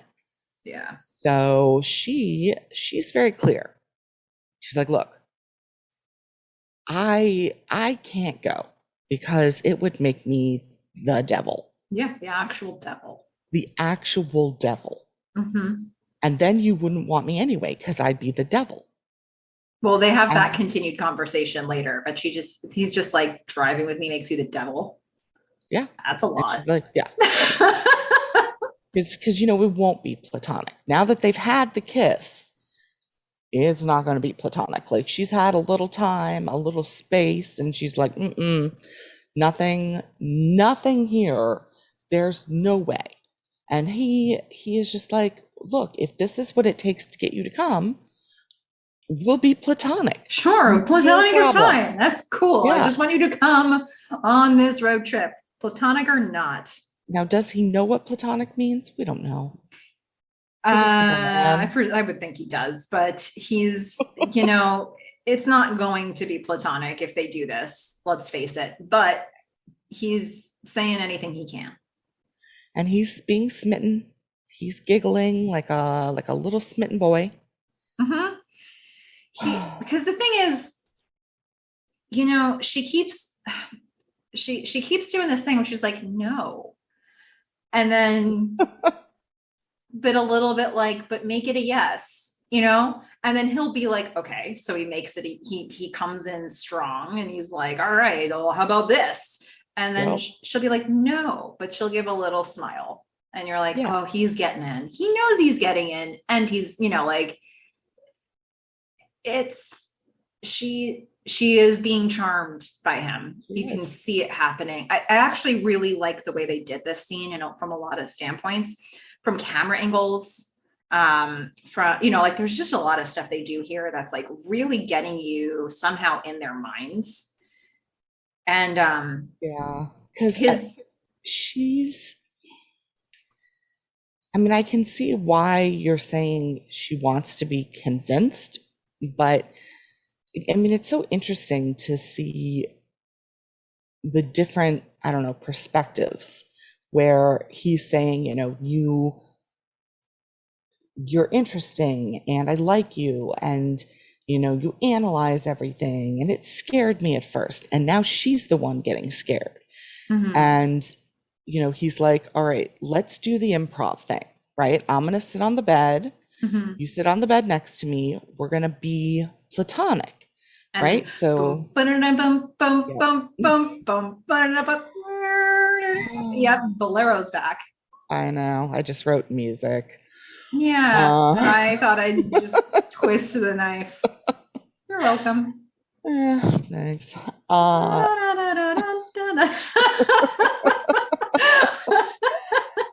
I was about to agree with you on something, but now on print. No, I'm kidding. Yeah, they're gonna do the old simulating the road trip on her bed, which, my God, it's like.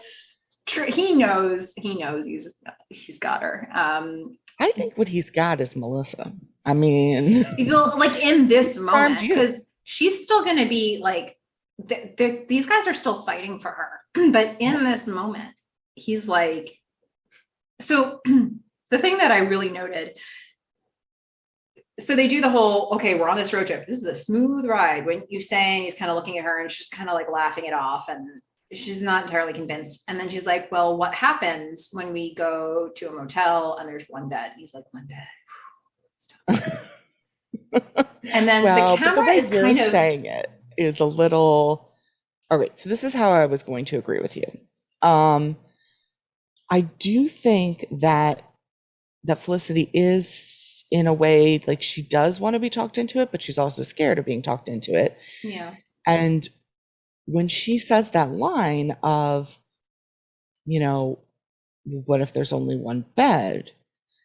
She's pushing it. She's like, let's see what he does with this. So you think she was playing the game too? A little bit right there. Yeah. Like she could have said anything, right? Yeah. But this is what she picks. Yeah. And, part of her, there is this reservation because the only guy she's been in a bed with before is Noel. And they didn't sleep together. Yeah. Well, and Eli, that was like a divine. There was no bed. Studio. Right? Yeah. It was a red crushed velvet love seat. Yeah. It was a different vibe. Right. So, there is an intimacy there for her. So yeah, but maybe she was playing the game too. But this moment is where I really feel that he was hooking her and she wanted to be hooked. So when she says, what if there's one bed? And he says, one bed. And then he kind of pauses for a moment. And I like the camera here because it was, I guess, we're meant to think it's like shooting behind Felicity. They're sitting next to each other, both facing forward. And the camera is looking diagonally at his face. So from behind Felicity.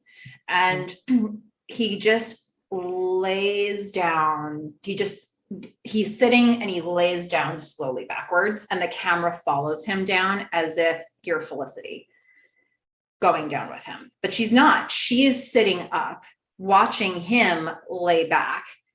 And she's like, come on. And he's like, we're doing a little exercise here. And she looks forward and she cannot help but smile. Yep. And I was like, oh man, he's been very effective here. And she wants more of this, right? Like she keeps having these little smile moments. It's working. She's being charmed, perhaps in spite of herself. Or maybe she wants it. I don't know. But she's like, whatever he's doing is making a dent. Yeah, but whatever Noel did too also made a dent. So to me, she's real wishy-washy in this episode. Yeah. Well, so they do this lying down thing, and he's like, see, we can do it. And she's like, oh, this isn't going to work. It's not going to be platonic. And then he's like, come on, I know you're thinking about it, or at least you're thinking about me. You're wearing the necklace again. She's like, stop it with that. And he is so sure of himself. Yeah. Like, for me, he's so sure of himself. And so was Noel. But like, I think Noel had a right to be, because they had been in a relationship, whereas Ben had just gotten out of a relationship with her best friend. For him to be that cocky is, I mean, it just shows you what he thinks of himself, and also what he knows he can do to women. And he's doing it. You know, it's really funny, because I'm not going to spoil this for you, but there was a scene from the end of season 4 where we see a Ben that at the time when I was watching it, I was like, no way, this isn't Ben. And now that we're talking about Ben this way, maybe it is Ben.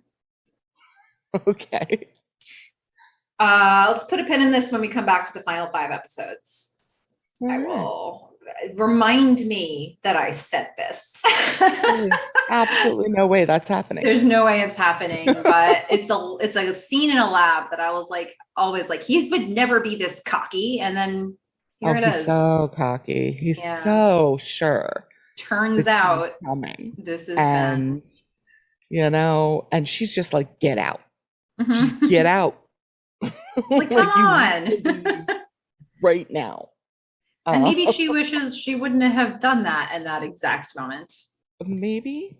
But because she kicks him out, and he ends up perfectly timing it where he and Noel are in the elevator at the same time, and she is having to watch both of them. Yeah, not only does she kick him out of her room, she escorts him down the hall to the elevator and is like, sir, here is the exit.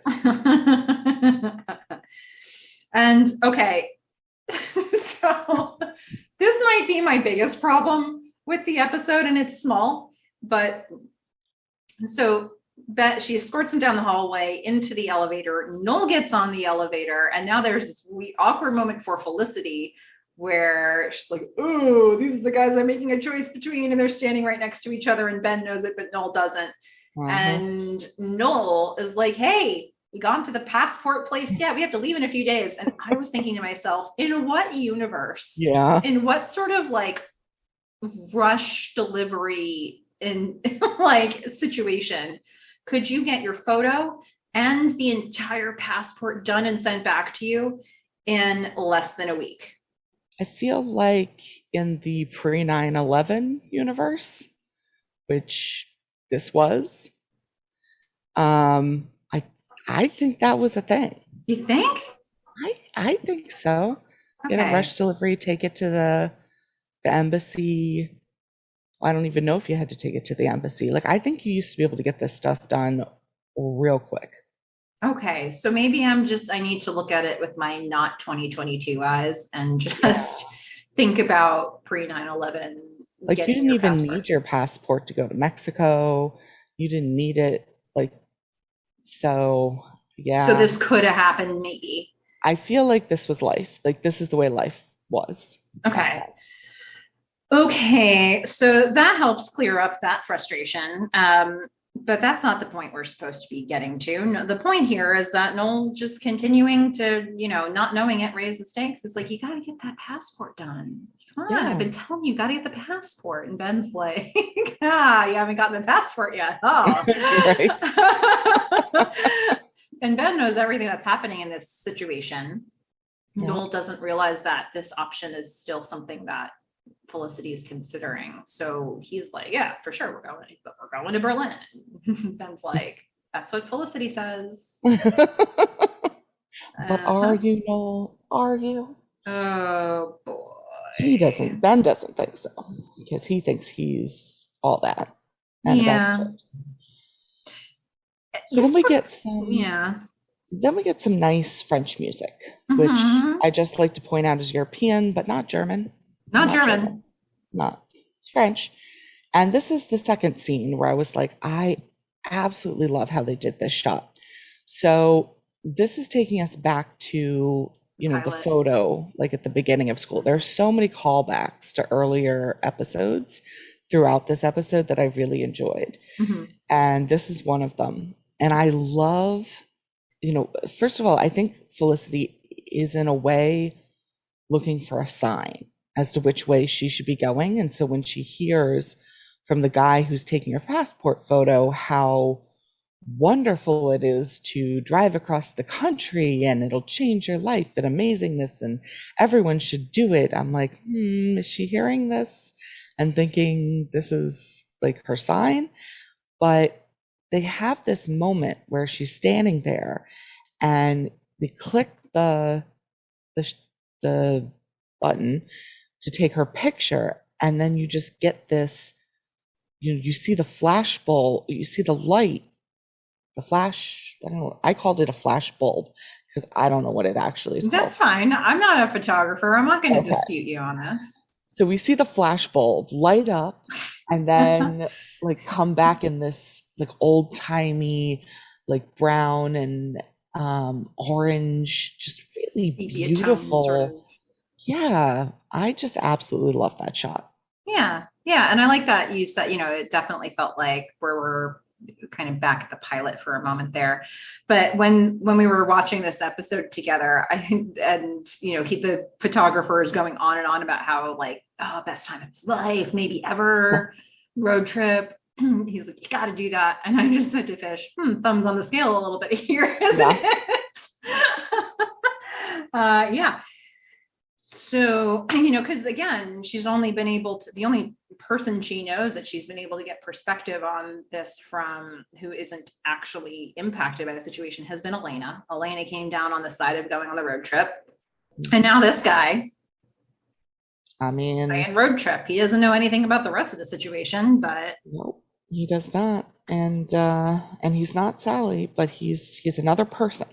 And she's really going to a bunch of different people. She's trying to find some people.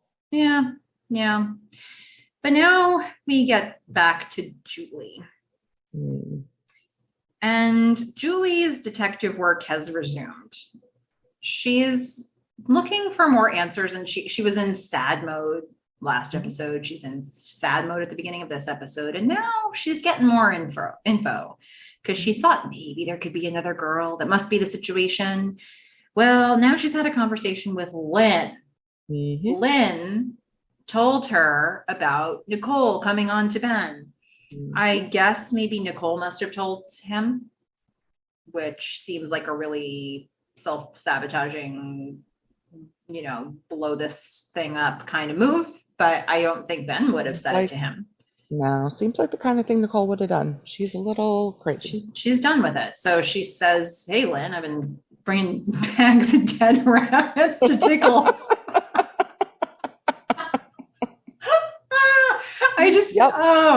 Yeah. She's like, look, remember what worked with me getting you?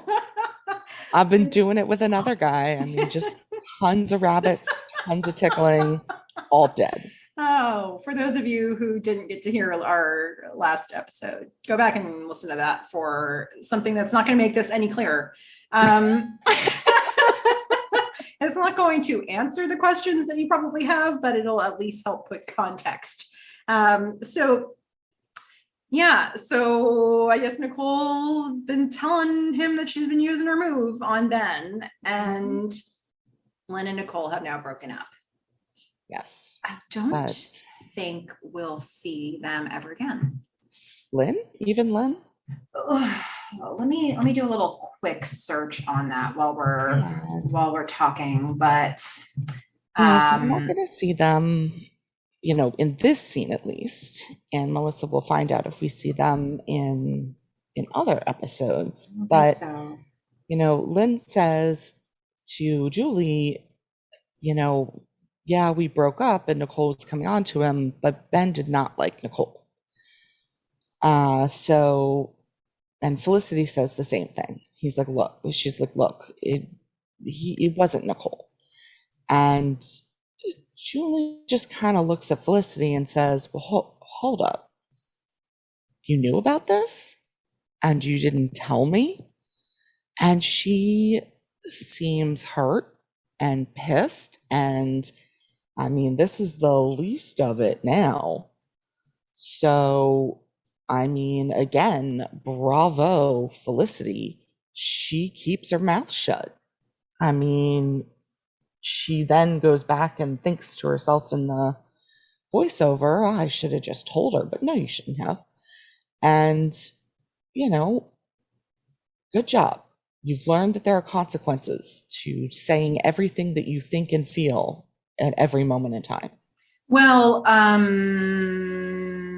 have a slightly alternate take on that, but I do want to just confirm. Yeah, we only see Lynn in the first season, and Nicole, we're not going to see Nicole again. So yeah, that's the end of them. We just hear about their breakup, and they are gone and off screen, and yeah, and so but yeah, but basically everything that you said about what happens in this scene, at some point, Felicity needs to tell Julie. It's just, when is the right time? And because there's no way, like, okay, let's say Felicity and Ben end up dating. Mm-hmm. Well, at what point is Julie's going to find out? And it's probably better if she finds out from Felicity, because they're the ones that are connected here. They're the ones that are supposedly still friends. So I don't know. I think at a certain point, I'm not a believer that she should be keeping it from Julie. I don't know if this is the point or not yet. Yeah, this is definitely not the point. I think the point time, has to be when she feels pretty certain of her own feelings about it. well, and also maybe not just as they're broken up. Like, I mean, but if honestly, like, if she goes on this road trip with Ben, like, Julie's gonna find out, like this stuff, she's gonna see photos, she's gonna see, like, whatever's gonna happen. She will eventually find out, and then she will be really angry with Felicity for keeping it from her. So I think no matter what, Julie's not going to be happy with Felicity. But I think for me, it's just, what's the timing of this? I think in this moment, if Felicity ends up going with Noel, then she can pretend this stuff didn't happen if she wants to with Julie. But at the point when she realizes, like, I actually do want to do this, or I am going, or I have feelings, like, there is a certain point where there's a line in the sand where it's like, now she's just keeping a secret from Julie that is also something Julie could be upset about. So I don't know if this is the tipping point for me or not, because I think it depends on how convinced she is that she's going with Ben or going with Noel. yeah, I mean, this is just another reason she shouldn't be going with Ben. It's her best friend. And like, you just don't do that. You just don't. I'm sure we'll come back to this a little bit more. I'll save that argument for the next scene with her. Okay. I think, because we're going to keep getting to this. Like, we have this building that happens with all these different storylines, even though they're very weaved together. But I think this is a necessary step of, Julie has been doing more digging on this. She's getting more information. And She just hasn't landed on the right other woman yet. Yeah, yeah. Um, and I honestly, I don't know that there really was necessarily another woman. I get that it's supposed to be the magic spell and all that kind of stuff. To me, it still reads as if, you know, things were just too heavy with Julie Yeah, for I a think freshman to say, relationship. even if Ben had feelings under the surface for Felicity for a while during their relationship, that is not, to me, it's way too simple to say that that would be a reason why. Like, it's not the reason why, as far as I'm concerned, that breakup happened. And I we saw agree. them growing distant for a very long time in that relationship. And we saw really bad habits forming in their communication styles, habits that Julie hopefully wouldn't have wanted to pursue, but seems like she was going to anyway. Um, so even if Ben did have feelings for Felicity the whole time, I just think it would be so easy for Julie to blame that, but it's not that Yeah, caused the breakup. I agree. It's not.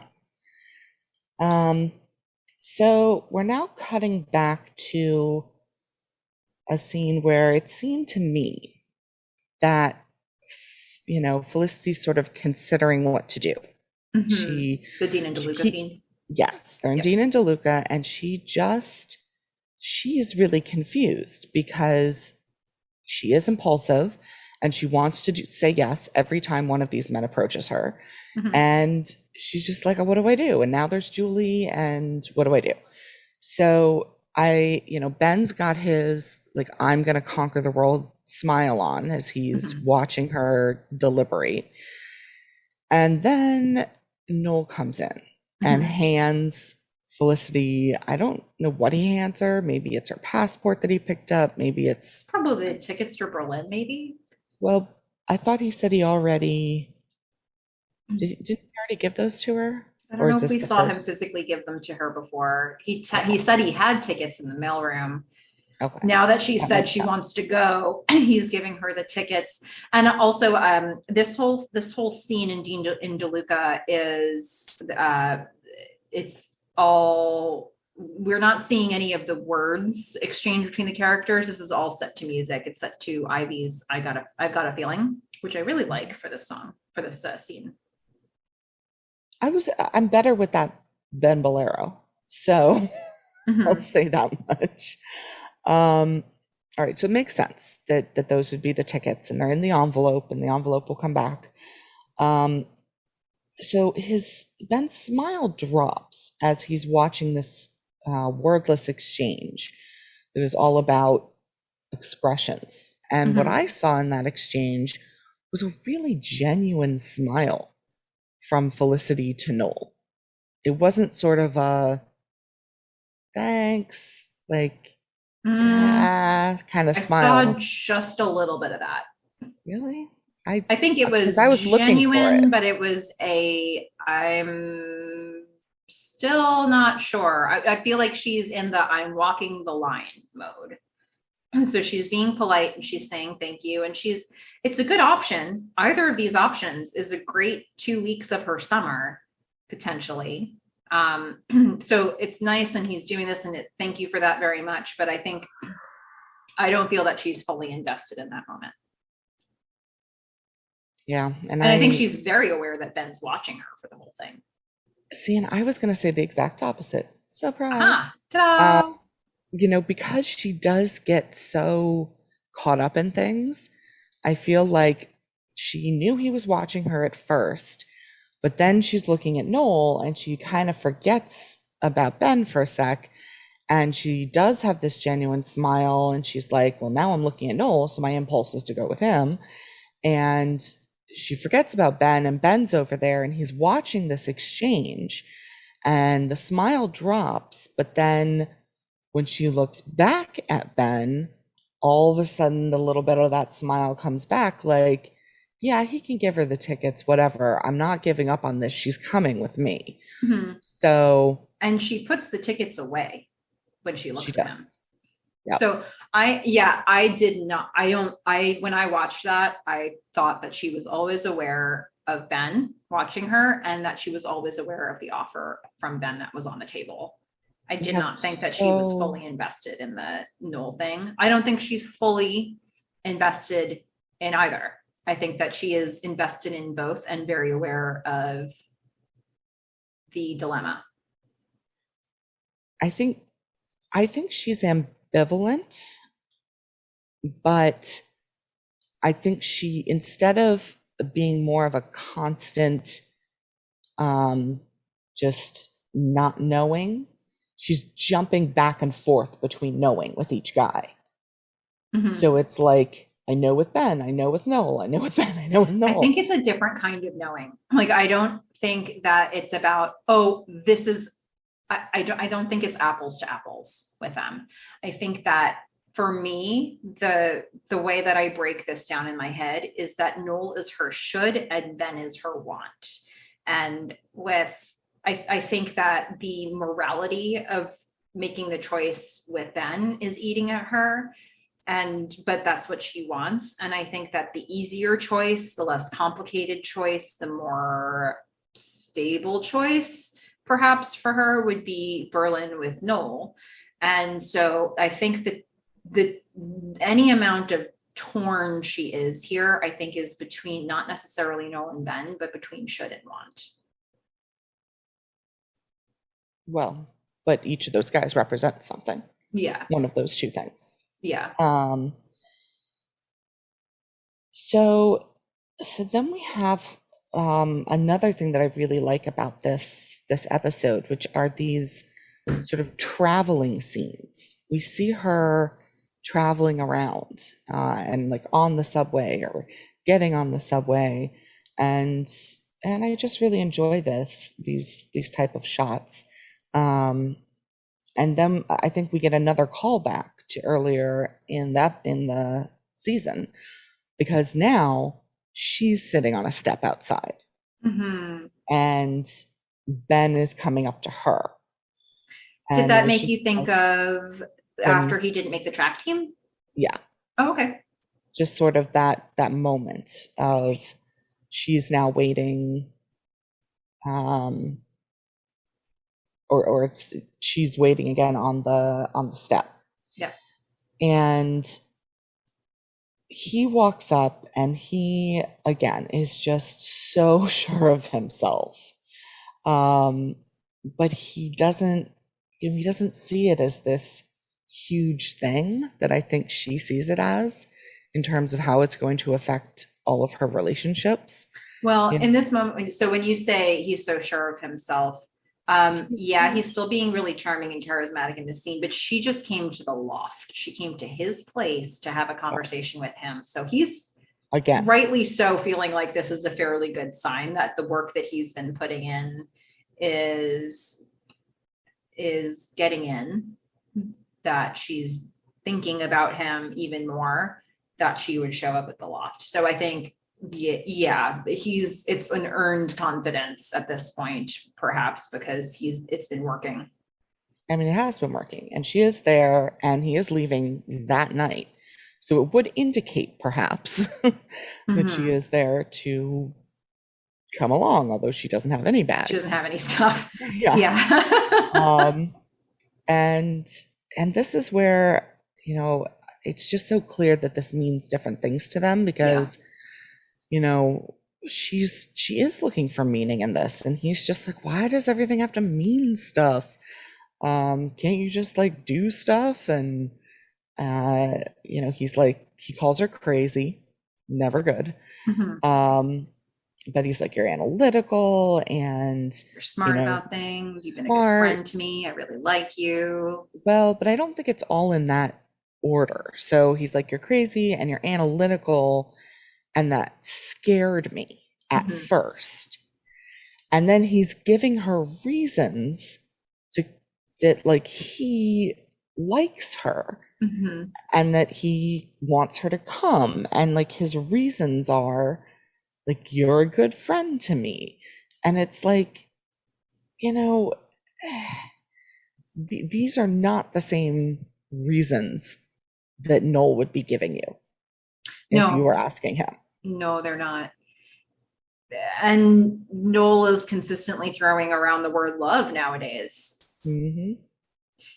Yeah. And I feel like But they're both being very kind of impulsive in this moment. yeah, I mean, but Felicity's always impulsive. it's also worth noting that she had told Sally earlier in a tape that this all the stuff, the almost kiss moment they had in the last episode, it's been reminding her of what she felt like about Ben, earlier in the season. And I know for you it's like, yeah, she's had a lot of growth, they've come a long way, it's not nearly as unbalanced as it used to be. Okay, but she's still saying those crush feelings that I had, Mhm. they're kind of there again. So she has grown in a lot of ways, but I think the Felicity from the beginning of the season that had a crush on Ben would have given anything for Ben to be showing this kind of attention to her. Yeah. And And it's probably hard not to feel that as the current version of Felicity. yeah, including giving up all of her relationships. Yeah, and she makes it a point, and this is where the devil conversation comes back too, because she had said that in the last time she had a conversation with him, but now she's like, leaving with you, I would make you the devil. And he's like, come on, the devil, like, fine, be the devil. And she's like, you would not want me to come with you if I were the devil. And like, it becomes almost a joke. But she's still very aware that it's not just her and Ben in this situation. Hmm. And apparently it's also not just her and Ben in the loft. Oof, so this is hard, right? So we've just gotten to the point where Ben has now convinced her. And I feel like she's just made her choice. Like, this is the choice she'd go with. He's like, I want you to come with me. And she's like, I want to do it too. And she whispers to Hmm. him, and they're leaning in. They're almost going to have another kiss. And then we see Julie coming down. Now I'm confused about this actually, because it's Sean that sleeps up in the loft. Yeah. From what I remember from, I don't know, from what I remember from other seasons, that's Sean's room. And I he don't know does if come down from there a lot. Like, yeah, I think he's the only one I've seen coming down those stairs. yeah. And I know in later seasons, Ben's room is on the main floor, Sean's room is on the loft. And I think that's how it is here too. So why she would have left a disc in Sean's bedroom? Look, maybe it's got something to do with one of his ideas. I mean, she's Mhm. always been very supportive of his entrepreneurial spirit. We Yeah. don't know. But right I now, it is mean, a very inconvenient it would have thing been to have just as happened. effective in a way for her to have been coming from Ben's room if it were on the same floor. The thing that gets achieved by her coming down from the loft is that you hear the sound of her footsteps on the metal Yeah. stairs. Well, and you get to see the slow descent of shoes. I mean, Yeah. it's a cool shot. It's a cool kind of suspenseful way to do this because Yeah. it gives you that second of like seeing some shoes, being a little confused, and then like, your heart just drops into your stomach when you realize, oh, I know who this is. Mm-hmm. So very effective. Just doesn't make any sense for her to be coming out of Sean's room, but we'll put that away because it was a great artistic moment. There you go. And so Julie has now overheard the very damning conversation. She's got Mhm. all the info and she just leaves. Felicity and Ben are just looking after her, and Felicity looks like, oh no. Yeah. She knows this is not good. Yeah. So her next stop is going to be the apology door. Yeah. I mean, Felicity she's is going to going go to to Julie's room, which is now almost completely try. barren. Hmm. And Julie is just sitting on, what do you call that? When there's like Window seat. yeah, it's a window seat. I like that they have that. But anyway, that's where Julie is sitting. And Julie's angry. Yeah, and she's really hurt. Mhm. I put down, this is the flip side of empathy, right? Is Mhm. if you're very empathetic, you know what other people are feeling. Mm-hmm. And that means you can really hurt them. Mm-hmm. And right now she's hurt herself, and she knows exactly what to say and do to hurt Felicity, and she's Mm-hmm. going to. Yeah, she's very reactive. She's gotten to work. She and not only in the fact that she is saying everything verbally to Felicity that she can to attack her in this scene, but also she's gone to Noel. Yeah. So she's done a lot in a little bit of time here. And she makes a comment about, how do you tell someone that you're trying to steal their boyfriend? Which isn't really what Felicity was trying to do here, but that really is absolutely a thing that she's saying to, that's what Julie's perspective is on a situation. Makes sense. Yeah. But, I mean, there's a lot of really tight shots on Kerry Russell's face here. Yeah. And I thought she did a brilliant job, because any other actor, like, so many other actors standing there would just look blank. There's a blankness and a dazedness and this is so much trouble look on Felicity's face. And I'm so sad that I've hurt Julie like this, and I don't know what to do. And I'm going to undo it. I'm going to go with Noel. Like you could, but her face is practically expressionless for so much of it. They're just tears rolling down her face, and she's just looking at Julie, and she's not sure when to defend herself, and she's not sure when to, it's just, Kerry Russell did a really good job with it, with probably how little was on the page for her.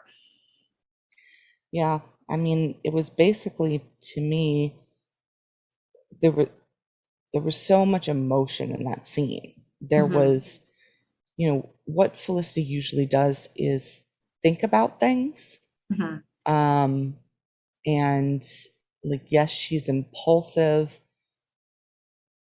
and then she'll do something. And in this case, I think the only thing that she could think of to do was to say she wouldn't go with Ben, and she does that.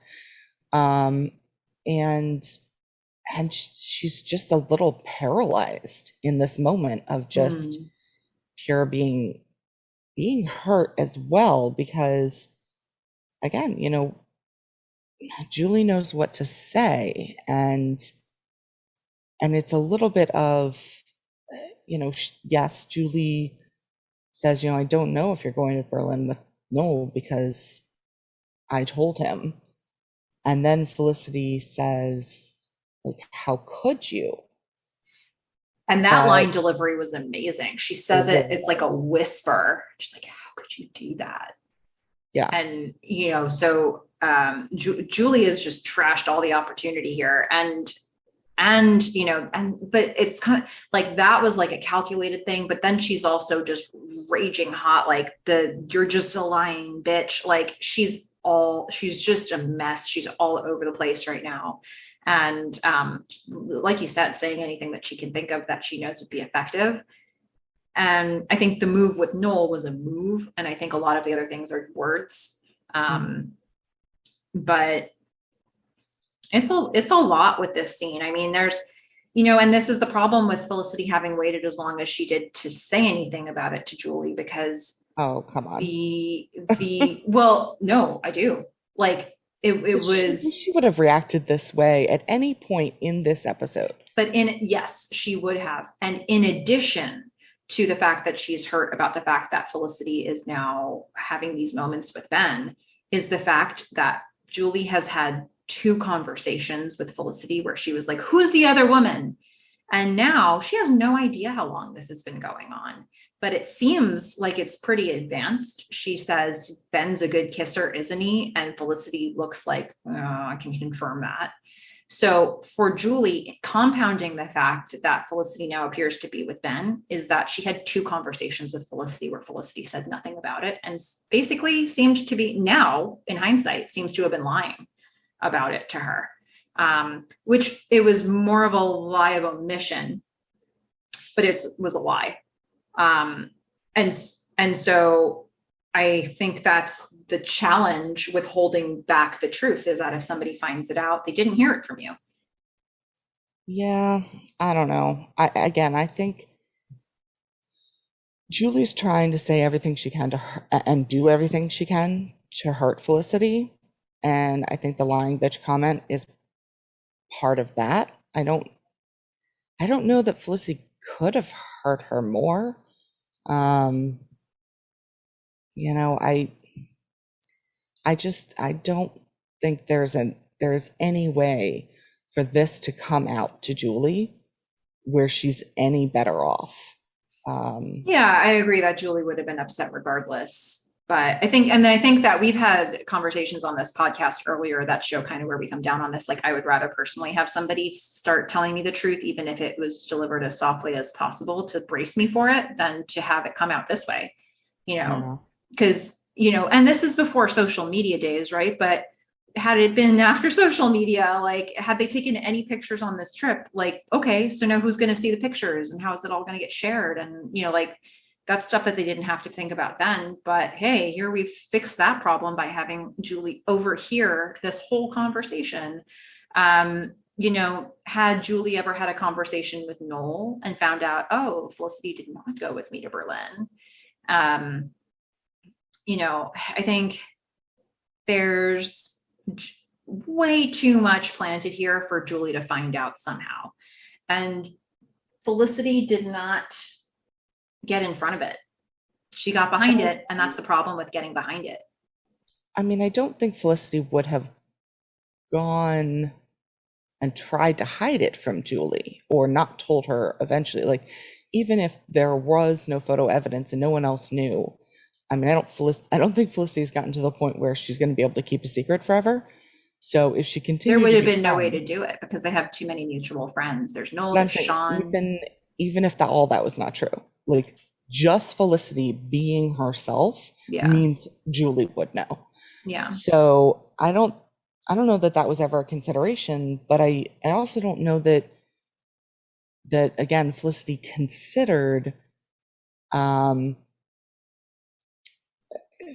I don't think in the moments where Ben is being charming and is convincing her, out of her previous decision, Mm-hmm. I don't think she's thinking about Julie. I think No, I she's don't think so either. But being I do impulsive. think that I don't know. I think she's with the double comments. I think that she's very aware that there's ramifications. But I do think that there were two direct conversations where Julie was like, I'm putting my detective hat on. I'm getting my magnifying glass out.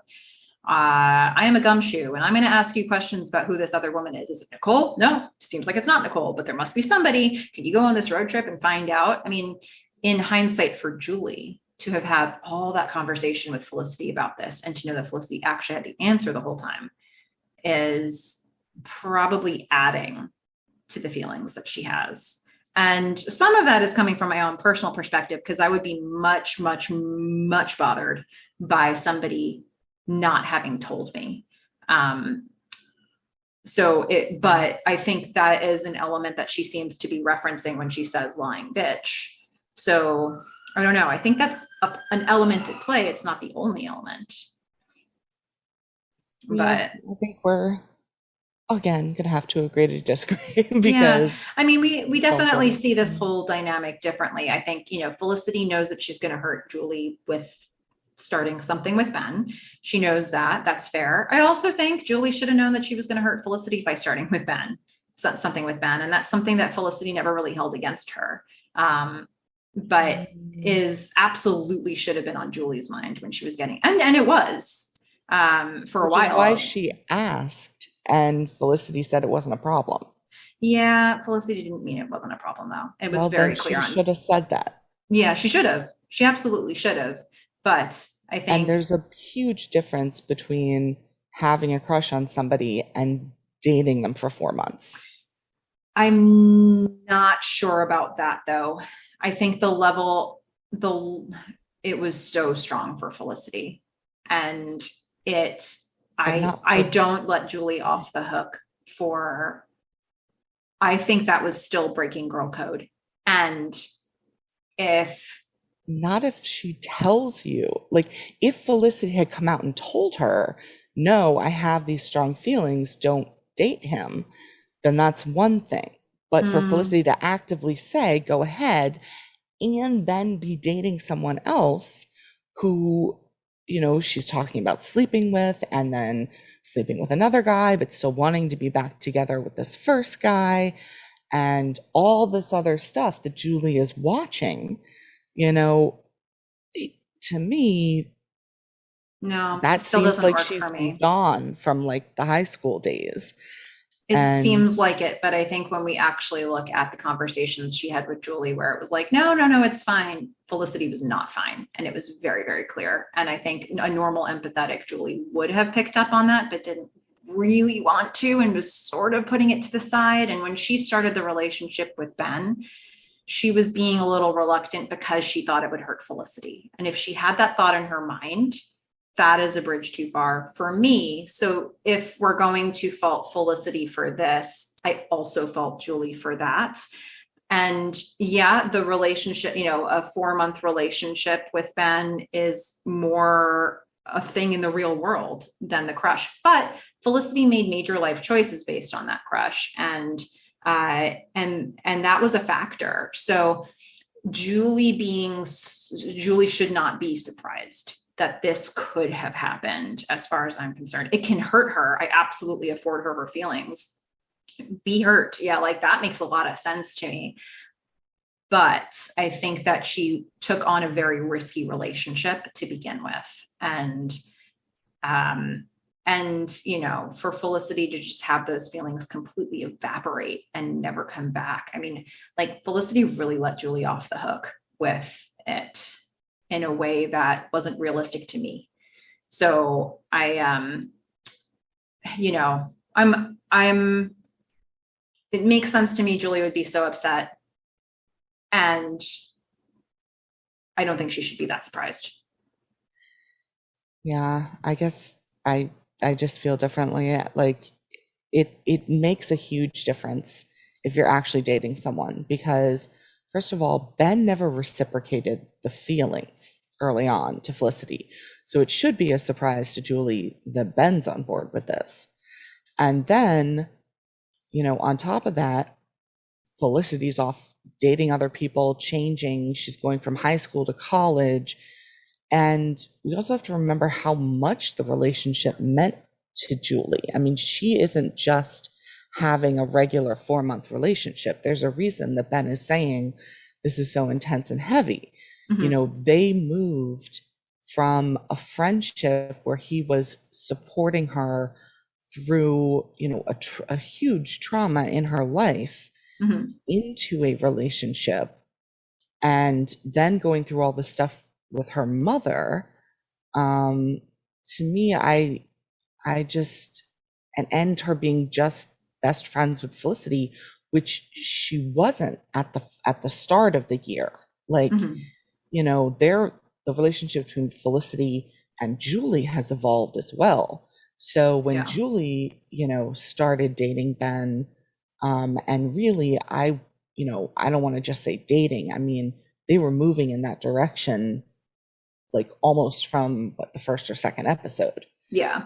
So But I don't let Julie off the hook, because she always knew that Felicity had feelings for him. And through that whole setup of that relationship between Julie and Ben, she was like, oh, Felicity though.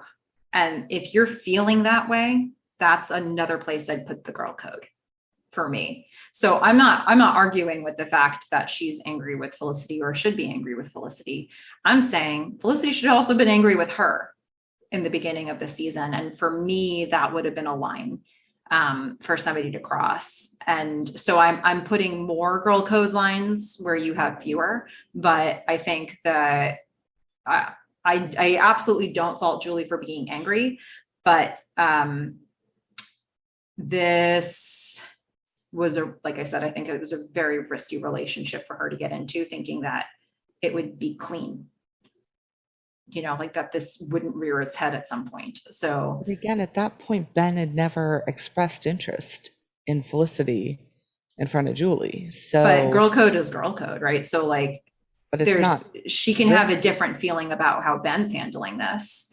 What we're seeing here is the interaction between Felicity and Julie. I don't know how Julie feels about how Ben handled it, but that's not really dealt with in this conversation. It's more, the relationship between Felicity and Julie. And yeah, for me, I wouldn't have let Julie off the hook that early. I'm not letting Felicity off now, but I'm not letting Julie off the hook for what she did at the start of the season either. And I think I don't know, it led to a world where,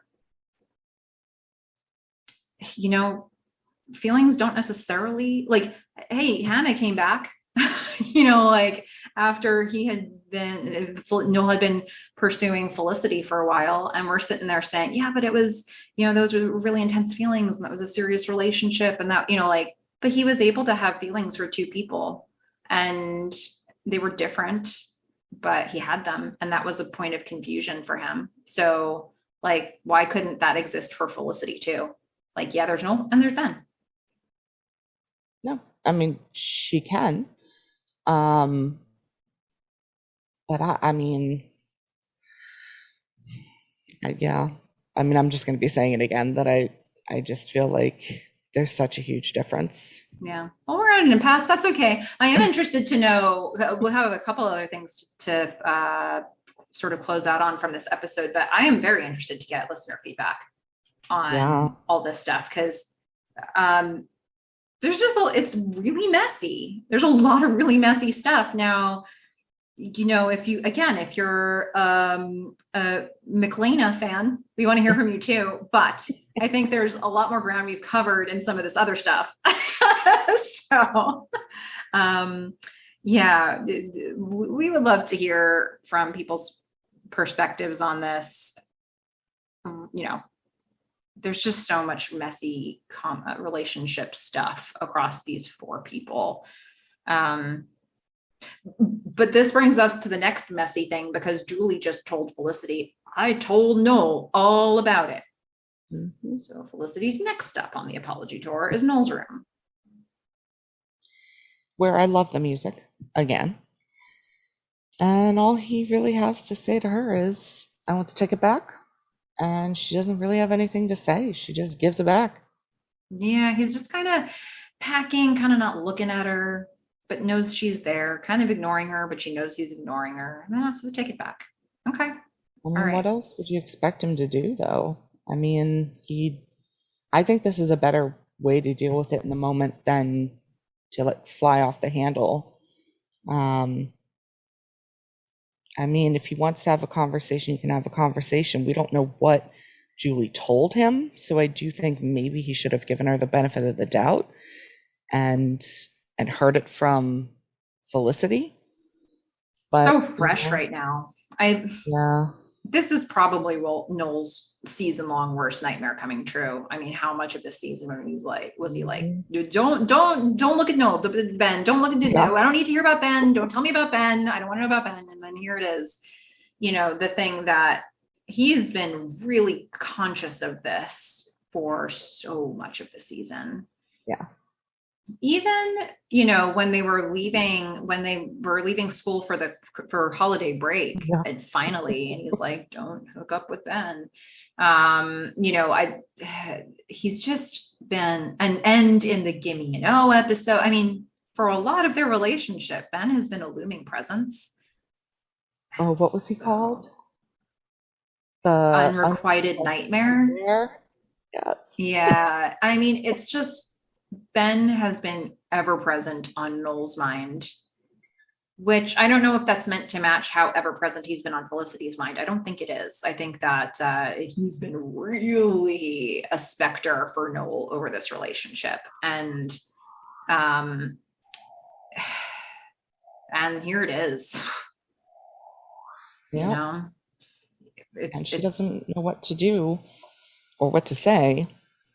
I mean, had nothing been going on with Ben, this is a moment where, as Felicity, I probably would have been a little pissed. Like, hey, why are you just believing Julie? But unfortunately, she is considering Ben as well. So she really doesn't have a leg to stand on there. Yeah, he's been making overtures to try to get her attention, and he kissed her, and it wasn't a meaningless kiss. I mean, this has been really, uh, he's had Felicity's attention, and this is not, Yeah. And there's then, truth to this. yeah, then we get to part of, well, I guess a little bit of a confusing thing. So Felicity, again, in her quest for someone to replace Sally, has gone to find uh, Paulino. but it's not the same guy, It is the same right? guy. It's the same guy. Paulino. Mm-hmm. Did he change his? I don't know. Maybe If I you're was if you're gonna ask me about changing clothing, I'm not gonna know, but it's the same guy. okay. Mm-hmm. So she goes back, I guess, to this guy, and she says, "I followed Ben because he was a stranger," and I don't understand what that means.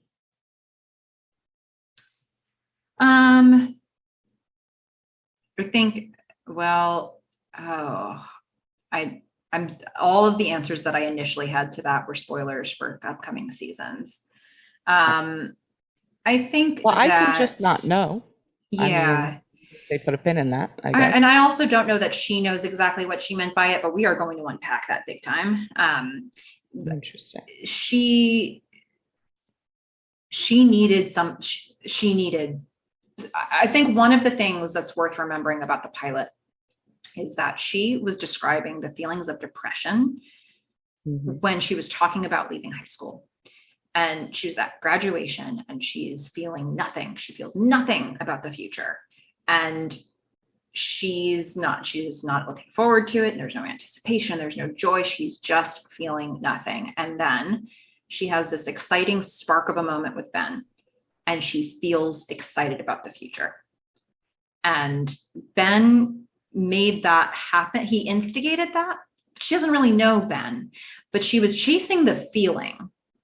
So I think, I don't know that she's able to fully unpack that statement here in this episode, in this season, but I think part of what she was chasing may have been Ben, the idea of Ben, but I think a really important thing that she was chasing was the feeling that she was alive for the first time in a while, that she actually had hope for the future or was thinking about the future in a way that made her interested and stimulated her. So I think that has a little to do with it. Okay. I And just had no she idea. doesn't have more intel than that really at this point, but you will have it later. Huh. Um, but she talks about the year, hopefully not being a loss or a waste of time, and she's made friends, but kind of seems like she's blowing everything up now. So she's come into this guy to say, I hope things are going to be okay. And he just continues to encourage her and says, you know, are you going to be an RA? Because you can actually give some good advice here. Because look at everything you've been through.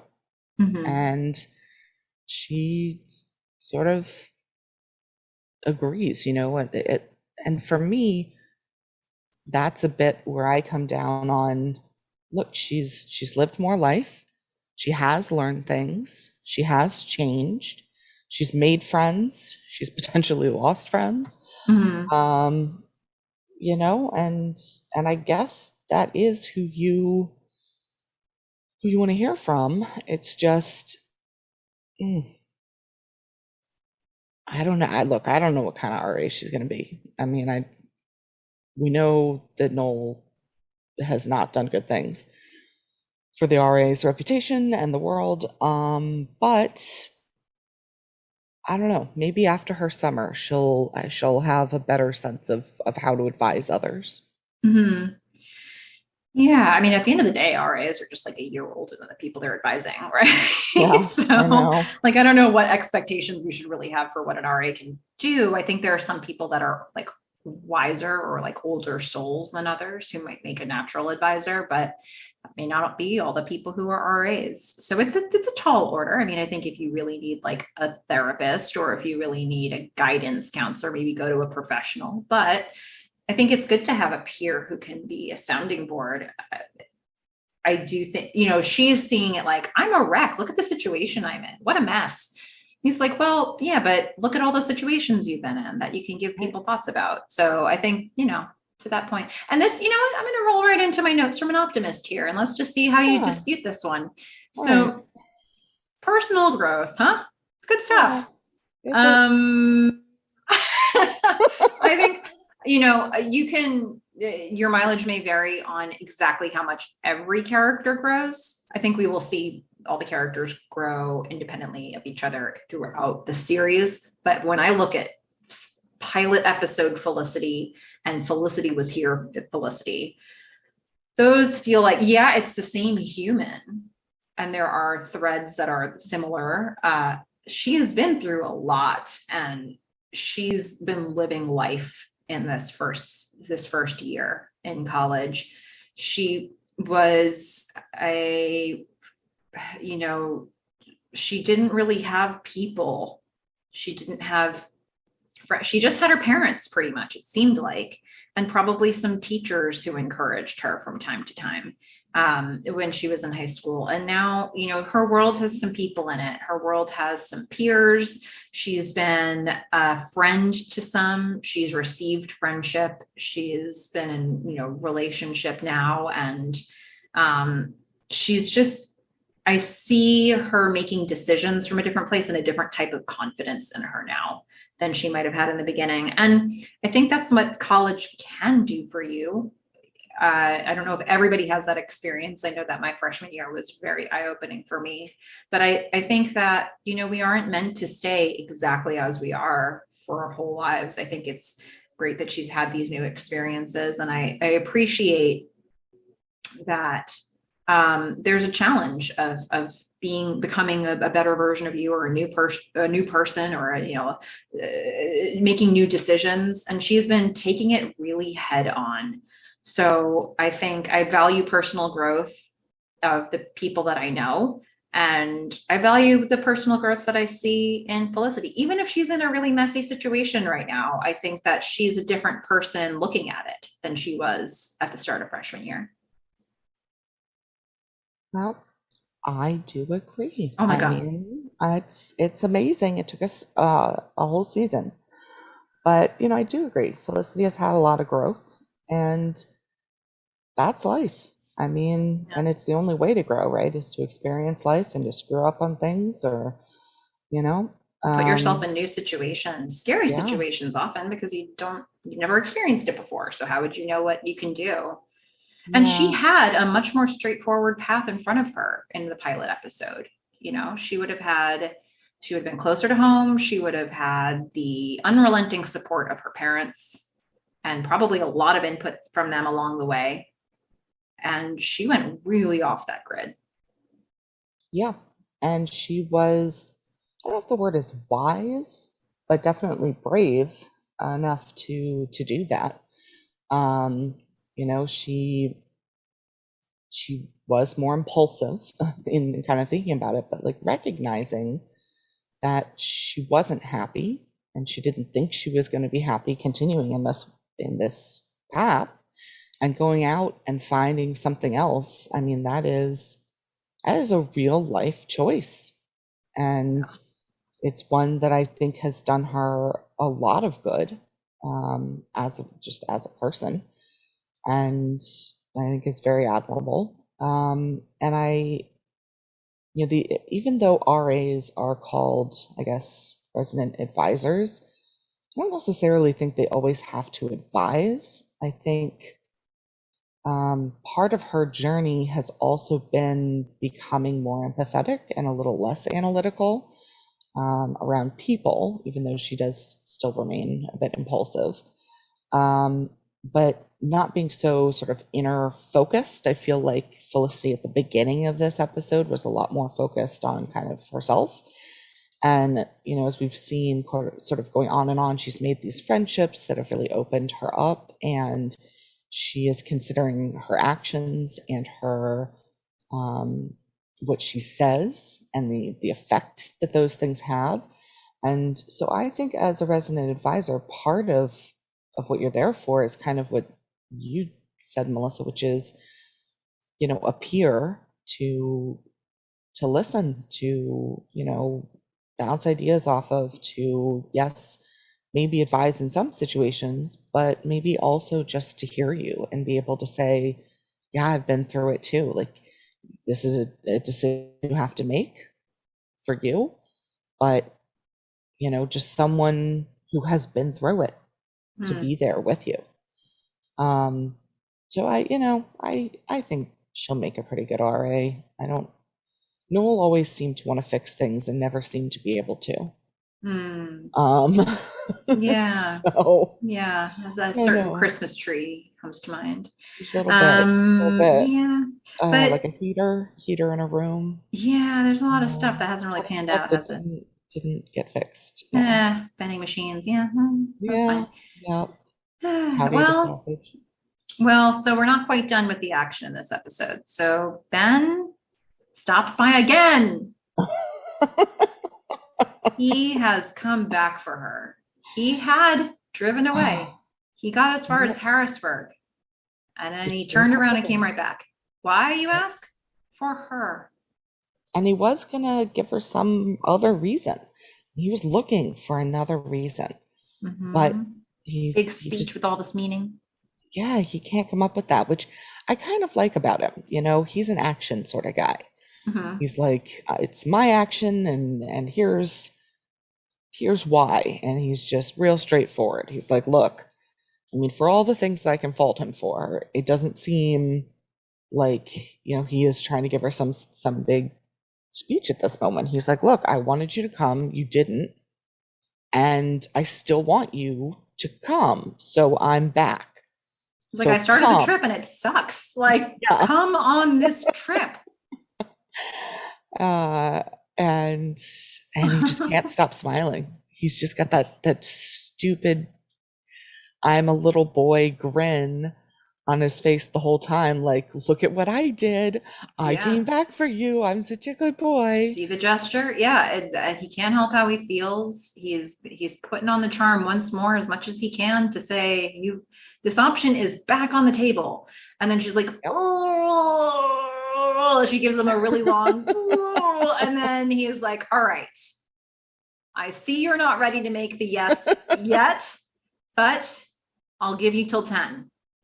Yeah, because that worked so great last time. Yeah. When he waited for her and then left. But okay, he's gonna try it again. But she does say before he leaves, she's like, I can't believe he came back. It's like, yep. Right. And I made note of that. I was like, they both think it is the biggest deal in the world that he drove a couple hours and then turned around and came back. And it just shows you the things that have meaning when you're a freshman. It's like, oh. Well, I do think that the gesture behind that, I mean, I tried leaving without you, and this blows. So how about we do this again, and this time you come with me? That would be better. Like, I've just had the experience of doing this road trip without you, and I didn't love it. So I think, there's that. But like he had already said he wanted her to come.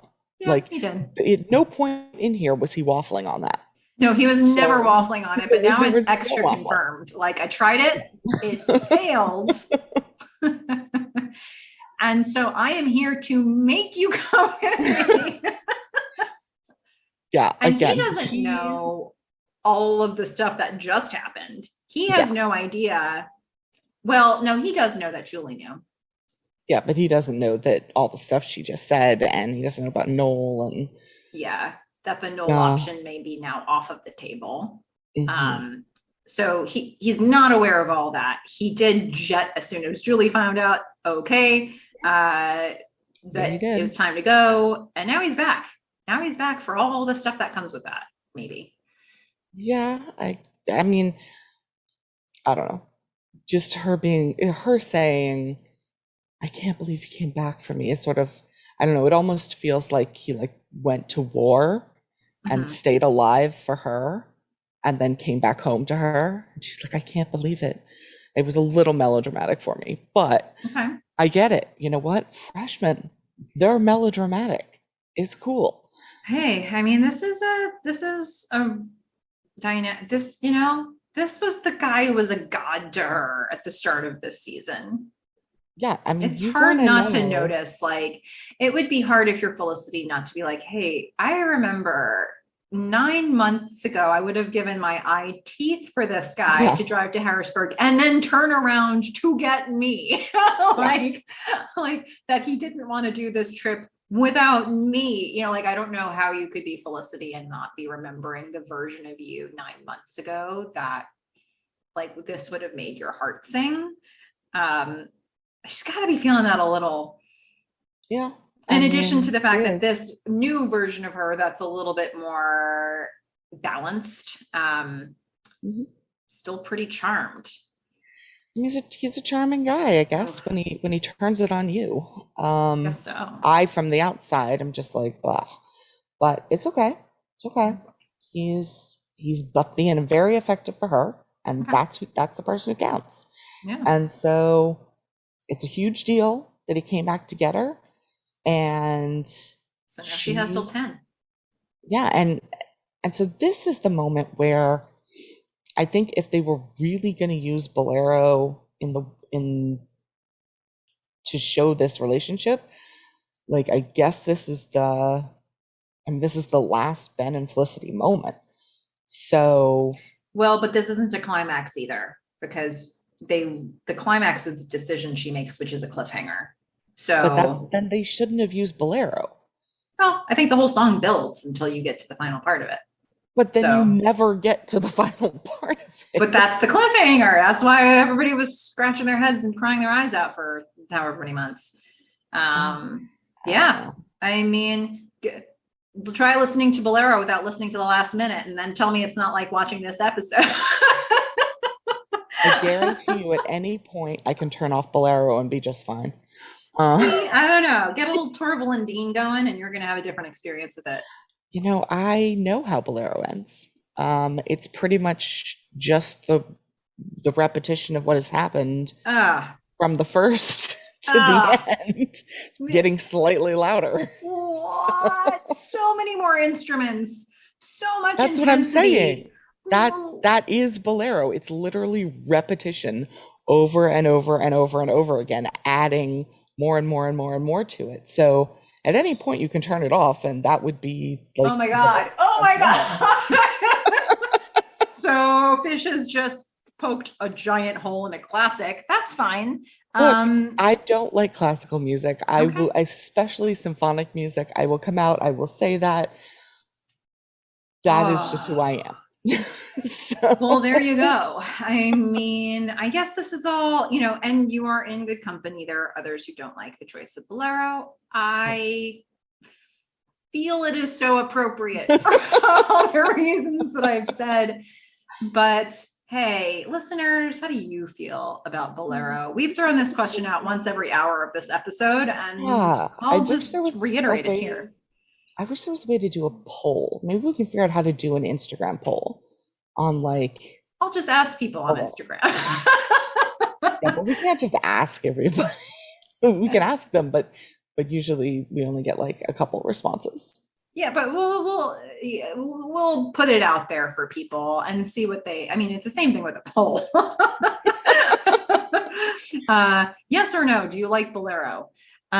Feel free to For jump this in. scene. Anybody at all, any forum will tell you if, hey, look, okay, this is a great time to, we still have a little bit more to say about the episode, but if you want to send us your feedback, including whether or not you liked Bolero, how you feel about McLena, how you feel about the Julie Felicity dynamic here, any other big questions we threw out, feel free to email us at themelissafish@gmail.com. It's Melissa with one L, two S's, themelissafish@gmail.com. You can find us on Instagram if you prefer to tell us there for the world to see at Felicity Podcast. And since I'm doing this anyway, hey, if you want to subscribe to our newsletter so that we can tell you when we've dropped a new episode, especially since we've got this little hiatus coming up here, you can find a link in the show notes to get to our newsletter there. So I did that housekeeping. Thought that would be a good time to bring it in. But we want to know how people feel about this. Yep. And, feel free to reiterate or tell us for the first time where you come down on the Ben versus Noel debate. Yeah. The thing is, though, I feel like from the taking people's temperature so far, I feel like we've got more Ben fans. A lot of Ben fans. But if you go back to this point in time, if you can remember the first time you saw this, at this moment, was it Ben or Noel? Not at the end of the season, not the end of the series. At this moment in time. I think for me it was Ben, if I can remember correctly. But I have a very different understanding of who Noel and Ben are after talking about these episodes in so much depth. And I think it's made me come down more on the Ben side. But yeah, and it's so weird because I have been so staunchly I have really liked Ben, and I've not been a great fan of Noel. Yeah. But this is where I was like, maybe they are going to switch, because here's what Ben is offering her. 2 weeks of maybe platonically, maybe fooling around a bit of driving, and then we're home and I kind of like you. That's it. That is end of offer, right? Here's what Noel is offering her.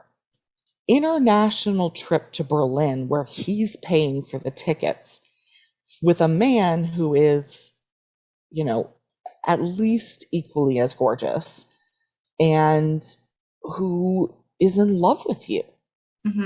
And who no one on the planet means more to him than you. Yeah. But why is she still not saying she loves him back? I think that her her what should I do about this, has a tie-in to that somewhere. Yeah, but I'm just saying, between the two of them, the better offer is coming from Noel. Now, I am not 100% on she should go with Noel. I'm just saying, between the two, that's the better offer. If she could take one person and have them give the same offer, you're taking the Noel version of that offer. So I guess it depends on how you feel about the guys. Right. And that's the thing. And so we find out that Noel feels this way because he leaves a letter for Felicity, and it has the tickets in the letter. And he says all this stuff in this note to her, come to Berlin. I love you. You're everything to me. And basically he's going to wait at the airport and Ben's going to be waiting at the loft. And so she has these two options here that at the beginning, she didn't know if she was gonna, that all this was gonna kind of happen. And I guess I can't really ruin other things. There are other shows where, and I think rightly so, the answer to this question would be fairly obvious, which is, I choose myself. I'm not going to choose these guys. They can come back as a discussion point later. But if I'm not 100% on board with either one of them, or if I'm having these conflicting feelings over 2 days, or if I want to save my friendship, whatever it is, I don't have to make the decision right now. But, Felicity is not going to let us off. She is not going to tell us that it's going to be a meaningless cliffhanger, and that we'll come back and she will have just chosen herself. No, she didn't have to make a decision between Ben and Noel, but she does. Exactly. She's just not telling us what it is. And fair enough, because an extra 2 weeks at home with her parents, that's the better option. I mean, all right. I don't know. That's got its own baggage. Yeah, it does. And I love the end, the end of the scene here where she's got her voiceover and she's talking about the ant farm. And Hmm. and we see all these empty spaces that have been left behind going through the campus. And then it's, what we've seen been happening this whole time, right? With everyone emptying out their space and the warm wood color. And, this is where people have grown. This is where they've lived for the year. They've built things like in their mind and their relationships and all of that. And there's one little ant left, Hmm. and she's making her way out. And her Hmm. name is Moving Felicity. grains of sand. Yeah, because all the other ants escaped from the ant farm. They did. Yeah. Well, yeah, it was a good metaphor. And then we close it out with looking back at her closet wall where she's added her name to the bottom of the list of the people who've stayed in that room before. So she's another person that maybe somebody in the future will be wondering what happened to her. But we know. Yeah, We we know. know. We got a She chance got to in see a all that. cab. She got in a cab to a lovely Sarah McLachlan song, which I was like, this is definitely the real music. But I will Um, remember you. It's not the only time they'll use that in this series. Sarah McLachlan is definitely one of Staple. the people that you think about when you think about the show, or at least the music of it. Yeah. So Yeah. there's all that. But, I think when you were saying that what Ben is offering versus what Noel is offering, in a way, I think that she's looking at the same sort of, I don't know, is there a parallel here to the decision she was making in the pilot? Like I'm not super excited about this path, but it's in front of me and it's stable and it's Palo Alto and it's, everything's covered, versus the mystery box, the throw it into disarray because there's something that excites you and build a life out of it. Is she making the same type of choice here? Because Noel is representing the more stable choice, he's covering the trip, or at least her ticket. It makes sense. It's the should. And then, Ben, like you said, he's offering something really highly unstable and risky. And that's exactly the choice she made in the pilot. It is. Or Or at yeah, least that she had in front of her in the pilot. yeah. I mean, unlike the pilot, she does have a third option here, right? Mm-hmm. Um, she could just go home. This is just going to be staring in their face anyway, though. I think Yeah.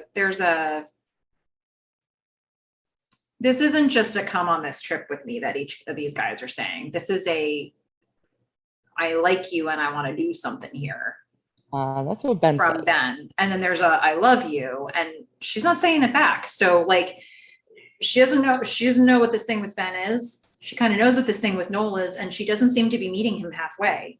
So there's these two paths that are in front of her. And then there's I could not take this trip with either of them, but she's going to be looking at the same decision. It's just kicking the can down the road. She's going to have to make this decision eventually. Like, is she just going to Yeah. say, I'm going to date other people forever, and never get in, I don't know, because she'd have to break up with Noel to do that. Or I don't know. They're not dating. They're not. What are they? They're not friends. What are their friends? They're friends. I don't know. They're friends. I don't know what They're they are almost, anymore. they're He almost loves boyfriend her. and girlfriend, according to them.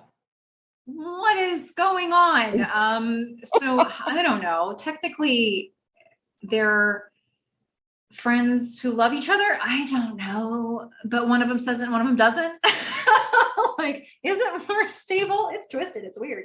That's where they're at. Um, So here's where I guess I'm coming down on this. So, I mean, I think by definitionally, I think the thing you should Not a do word. is that, I don't know, it might be. I think the thing that you should do is, in fact, the thing you should do. So I agree with you. I think she wants to go with Ben.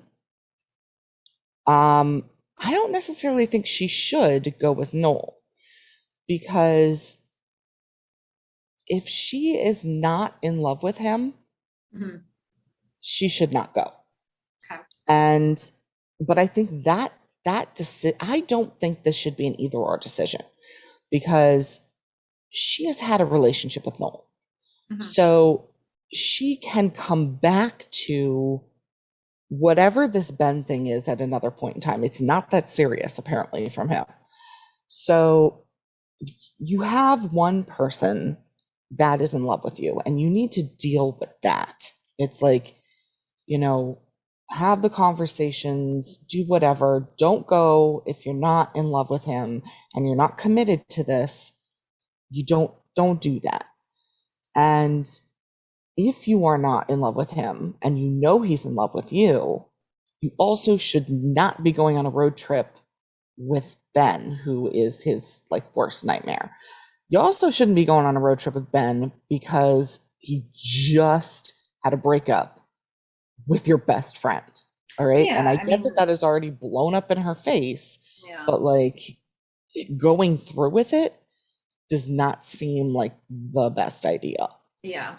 I So what mean, I I think think the she Julie and the could Noel stuff do, are in different buckets, because I think Noel, it would be a different thing if they were actually in a relationship.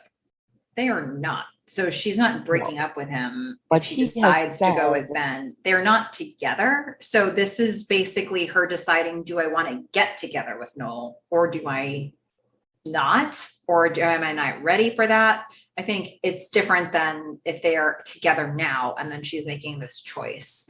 But for her, I think going to Berlin equals committing to more than Berlin. yeah, And I absolutely. think going with Ben equals probably not committing to more than a road trip. I don't know for her. For Hard him, to say. Yeah. definitely not. But Mm-hmm. for her, I don't know. She might be feeling it.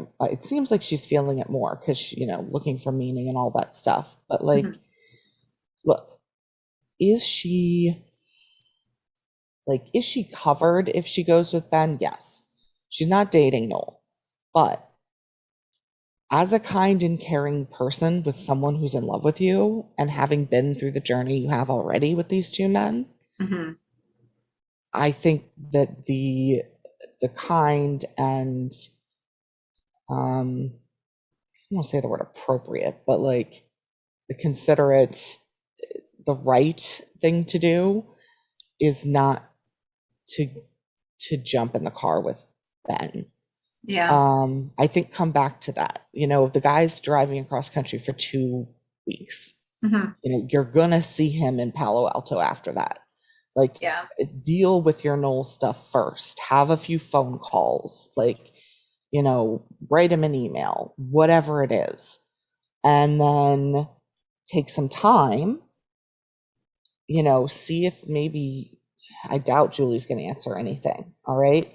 Try to be friendly with Ben, see what happens over the summer. I'm not saying, if it grows into something over the summer, that's another story. Mm-hmm. And she, from a Noel perspective, she is fully in her rights to do that because again, they are not together. Mm-hmm. From a Julie perspective, but look, if she's going to do it, she's going to do it. Yeah. Now, what do I think she actually does? I think there's so many things pointing to Ben at this point that it would be, I mean, I can't imagine she doesn't go with him. Well, we'll find, you and I will get to this in what, 4 weeks, where you'll get your questions answered about what happens next. Yeah, And, there's 3 more seasons of the show. So what happens next? Well, there may be more beyond that. So, but I yeah, hope so. I think, do I want to think of a world where we're all just doing what we should do, even if it's not what we want to do? I don't know. I think that at some point she needs to explore like what's motivating her. And I think she needs to make decisions for herself. It would be nice if she could have like diplomatic and sort of massage the relationships around it in the process. This this is happening really fast. So there isn't much opportunity to do that. And everybody's now going their separate ways for the summer. And I know what that's like in college, where it's just like, okay, bye. And you're all gone. And then you come back and it's like, oh, what happened in your life the last 3 months? Great. And maybe you were keeping in touch, but like with where she is with Julie, probably not. So it's very much like the roads diverge and then they maybe come back together. So it's there's a time limit on these decisions, and here we are. We're at the cliffhanger. So that's where that is. I think if she goes with Noel, that's the worst possible choice. If she is not actually in love with him, I think that's the worst possible choice. If she's not, and if she's not in love with him, and I don't think she could be in love with him, at least in the way he's in love with her, given how many times she has decided not to respond when he says love. Yeah. I mean, and flip-flopped between him and Ben, and had Ben kissing her where she had an out-of-body experience, and I don't know. It does not seem like that she feels that he is the most important person on the planet to her. I find it very interesting that in her tapes to Sally, she keeps, or in her tape to Sally or in the documentary, she could be like, I love him. And she cannot say it to his face that we've seen. And I don't know what that is for her. I don't know where that reticence is coming from. I mean, has she probably never said it to anyone in a romantic way before, because it's only been Noel. Yeah, that's true. So does she even know what love really means? Well, but she's saying it in her private thoughts. And the documentary wasn't exactly private, but it was sort of private. It wasn't, she was saying it to him. She was saying it in an interview. Yeah. So she is using the word, but not to the person who needs to hear it if it's going to be effective. So what's stopping her? I don't know. I don't know what's stopping her from saying it in these moments. But there is a disconnect between what she seems to be thinking in her head and what she's willing to say in a conversation with him. Yeah. I don't know. But this, making a decision, like I said, I think making a decision to go to Berlin is making a decision to a lot more than that. It's a bigger commitment than 2 weeks in Berlin. Yeah. And I think this might come back to that quote that you used to really like and don't like anymore, about if the one to be loved more. Oh, if equal affection cannot be, let the more loving one be me. Yeah. Because in the case of Ben, that's probably her. And in the case of Noel, that's probably Noel. Right? Yeah. So look, I mean, I'm just going to go with life advice here. And this is purely from my perspective. If you've got a choice, pick the person who loves you more. That's my view. Yeah. It'd be great if we could all be equal, but that's not a thing. And not for everyone. And because the other way, you're going to end up getting hurt.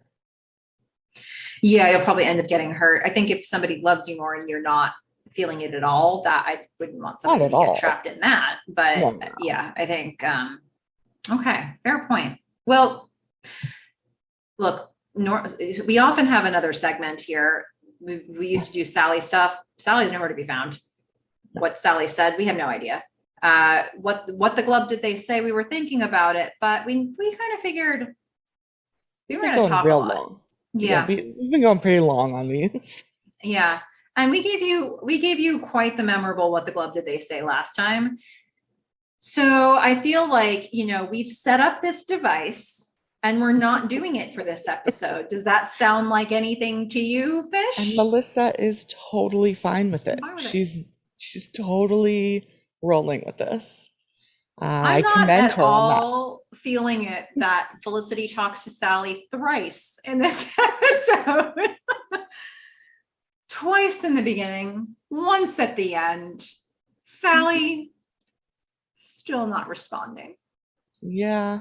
This is I mean, going on. Sally's probably thinking about how to do different what the glove moments and then doesn't deliver on those either. Yeah. So, hey, if you were looking for that, you're not going to get it from us. And maybe that feels a little bit like how I've been feeling all this time. I don't know. I don't know if anybody was really that is going to be upset about it, but you know what? This is a long podcast episode. We know it. You know it. It's okay. But I did, instead of that, I wanted to mention a couple of pieces of audience feedback that I thought were appropriate for right now. And I thought I'd do one Noel, one Ben. Hey. Because that's about where we are. Now, I'm going to start with the Noel one. We have at Mary Tribbiani on Instagram. Mary, it's been a while since you wrote this. Thanks for being patient. This felt like the time. Okay, Mary. So Mary said, every time I rewatch the show at first, I'm in love with Ben. Then I realize that I'd love to spend the rest of my life with a man like Noel. He's a lovely nerd with a super charming smile. I love how he treats women and how he listens to women. Also, I think that I'm a mess just like Ben. I'm scared of getting attached and I run away from relationships, so it wouldn't work out with him. Ciao from Italy. So that's that, you know, Mary's not just looking for Felicity and Noel. She's looking for Mary and Noel. That's kind of where you are with this fish in the beginning of this podcast when we did this first pilot episode. You were like, you wanted it to be fish and Noel, but you've got competition.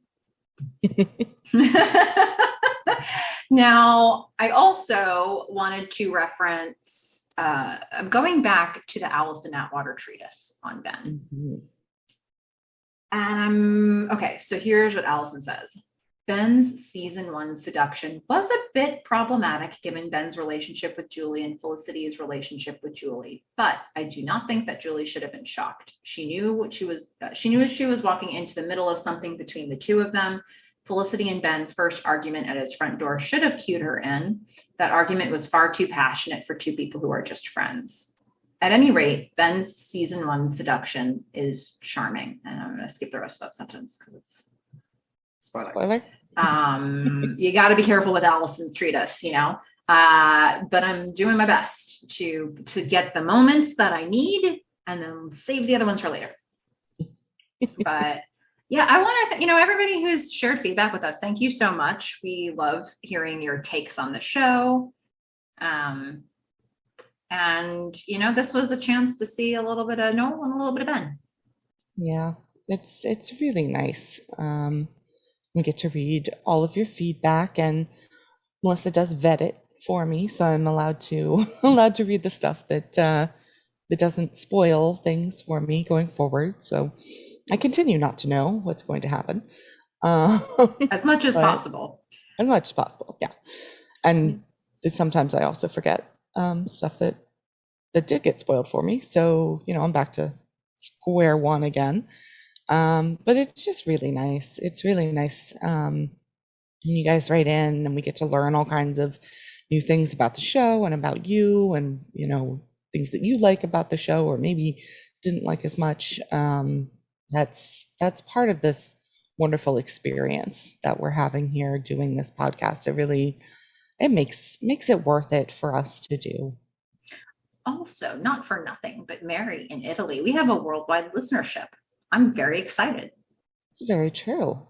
I mean, apparently there are a ton of people that love Felicity in Australia. Just a shout out to all of those people because we are loving the strong listenership in Australia. Yeah. And a few in Canada, one in Mexico, a couple in Israel. I mean, just sort of all over. So that has been wonderful. Yeah, it's been really cool to see. Felicity made its way into all kinds of places. And I would also be interested to hear from those who live in other countries that don't have, because, this is a show based on an American university system and, 4 years of college. And it really tracks with my college experience in terms of the setting and the lifestyle of it all. But I would be really interested to hear from people whose college experiences were culturally very different.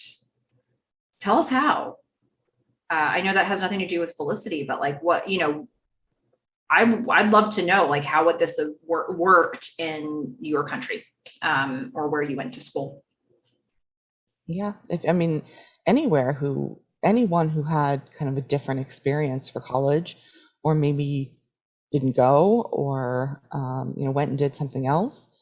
I just love to hear, what about the show resonates with you. What is sort of universal about this, and maybe different types of relationships or people that speak to you.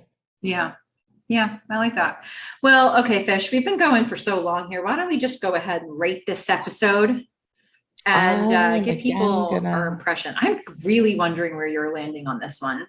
Yeah, which is why I'm gonna kick it to you first. You're gonna ask me to do it first. Yeah. Okay. Well, I'm not going to help you because this is like our feelings about this episode are so different. So my rating probably won't be very informative to you. But so, unit of measurement, I'm going to go ahead and rate this one in tickets to Berlin. And that is a shout out to Colleen Tenbus. You know. So tickets to Berlin. I'm going 9.4 out of 10. Oh, all right. Mm-hmm. And I'm not ashamed of it. And most of what I took off for this episode is the fact that we've had literally 3 times that Felicity talks to Sally and Sally's nowhere to be found. If you're going to stop doing this device, stop doing it all the way. It's like, to be ignored like this is just not right. So, okay. But, there's that. I think I am naturally going to feel more excited about this episode because I love Ben and Felicity, and I find their moments, really compelling in this episode. So I don't know how this episode lands if you're a Noel fan, but it lands pretty well for me if I'm into the Ben and Felicity of it all. So there's that. And for me, it's mostly a pretty clean episode, barring that one device and my question about the passport, getting the passport in a few days, which you certainly helped to clarify that a little bit, Fish. So that made me feel a bit better. There's certain things like also just slightly like, okay, we just heard that Lynn and Nicole broke up and we're never going to see him again. All right. I don't feel bad about Nicole because we didn't know Nicole well, but we have been seeing a lot of Lynn. Yeah. And he has been developing a relationship with Julie. And I realize that contracts probably have a lot to do with this. Makes sense. But it would be nice if we didn't have such an important character just suddenly like off of our screens with just a casual throwaway line about it. Does Ben continue swimming? How do I want to answer that question? You can also say pass. I'm gonna spoil that the swim program will be what's the word I want? Canceled. Cut. Wow. Okay. The whole program. Well, I guess that would explain Lynn then. All right. It's not like right away, but it's going to be a season 2 thing. So, I mean, how big a spoiler is that really? Ben's not swimming anymore. I don't know, but that's, a reason not to have Lynn back. But Lynn has existed outside of swimming for a while. He's been more a feature of Epstein Bar for a while. We've barely seen any footage of Ben swimming. Yeah, it would be more of a, like, if they wanted to get rid of Lynn, that could be an easy way to say, oh, we transferred to he can swim at another school, I guess. but they They probably don't don't do bother. that though. They just didn't bother. No. They just didn't, maybe they didn't want to have to keep going back to pools to shoot. Fair. There will, I mean, it won't be the last scene in a pool that we're going to get that we've had in this season, but it's, you know, we're on the road to that. So it's probably one reason why they don't have Lynn back, but you don't need a pool to have Lynn. Lynn's been at Epstein Bar for a while. Lynn's been at open mic nights. Lynn's now friends with Julie. There's just like, you know, a lot of reason for Lynn. I mean, plus it's Lynn. It's Lynn. We love Lynn.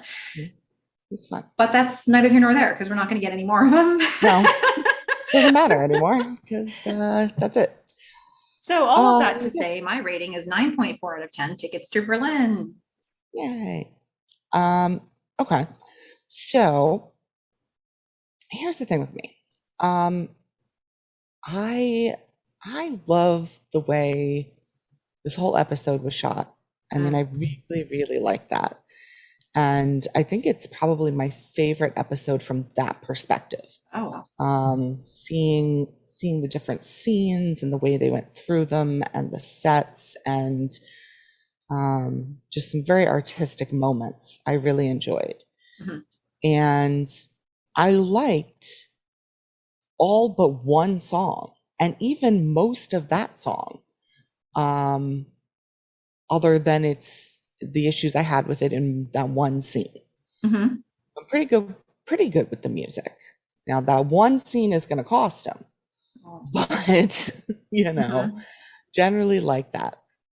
The other thing is, although, you know, I am coming down on the side of what Felicity should or shouldn't be doing and things like that.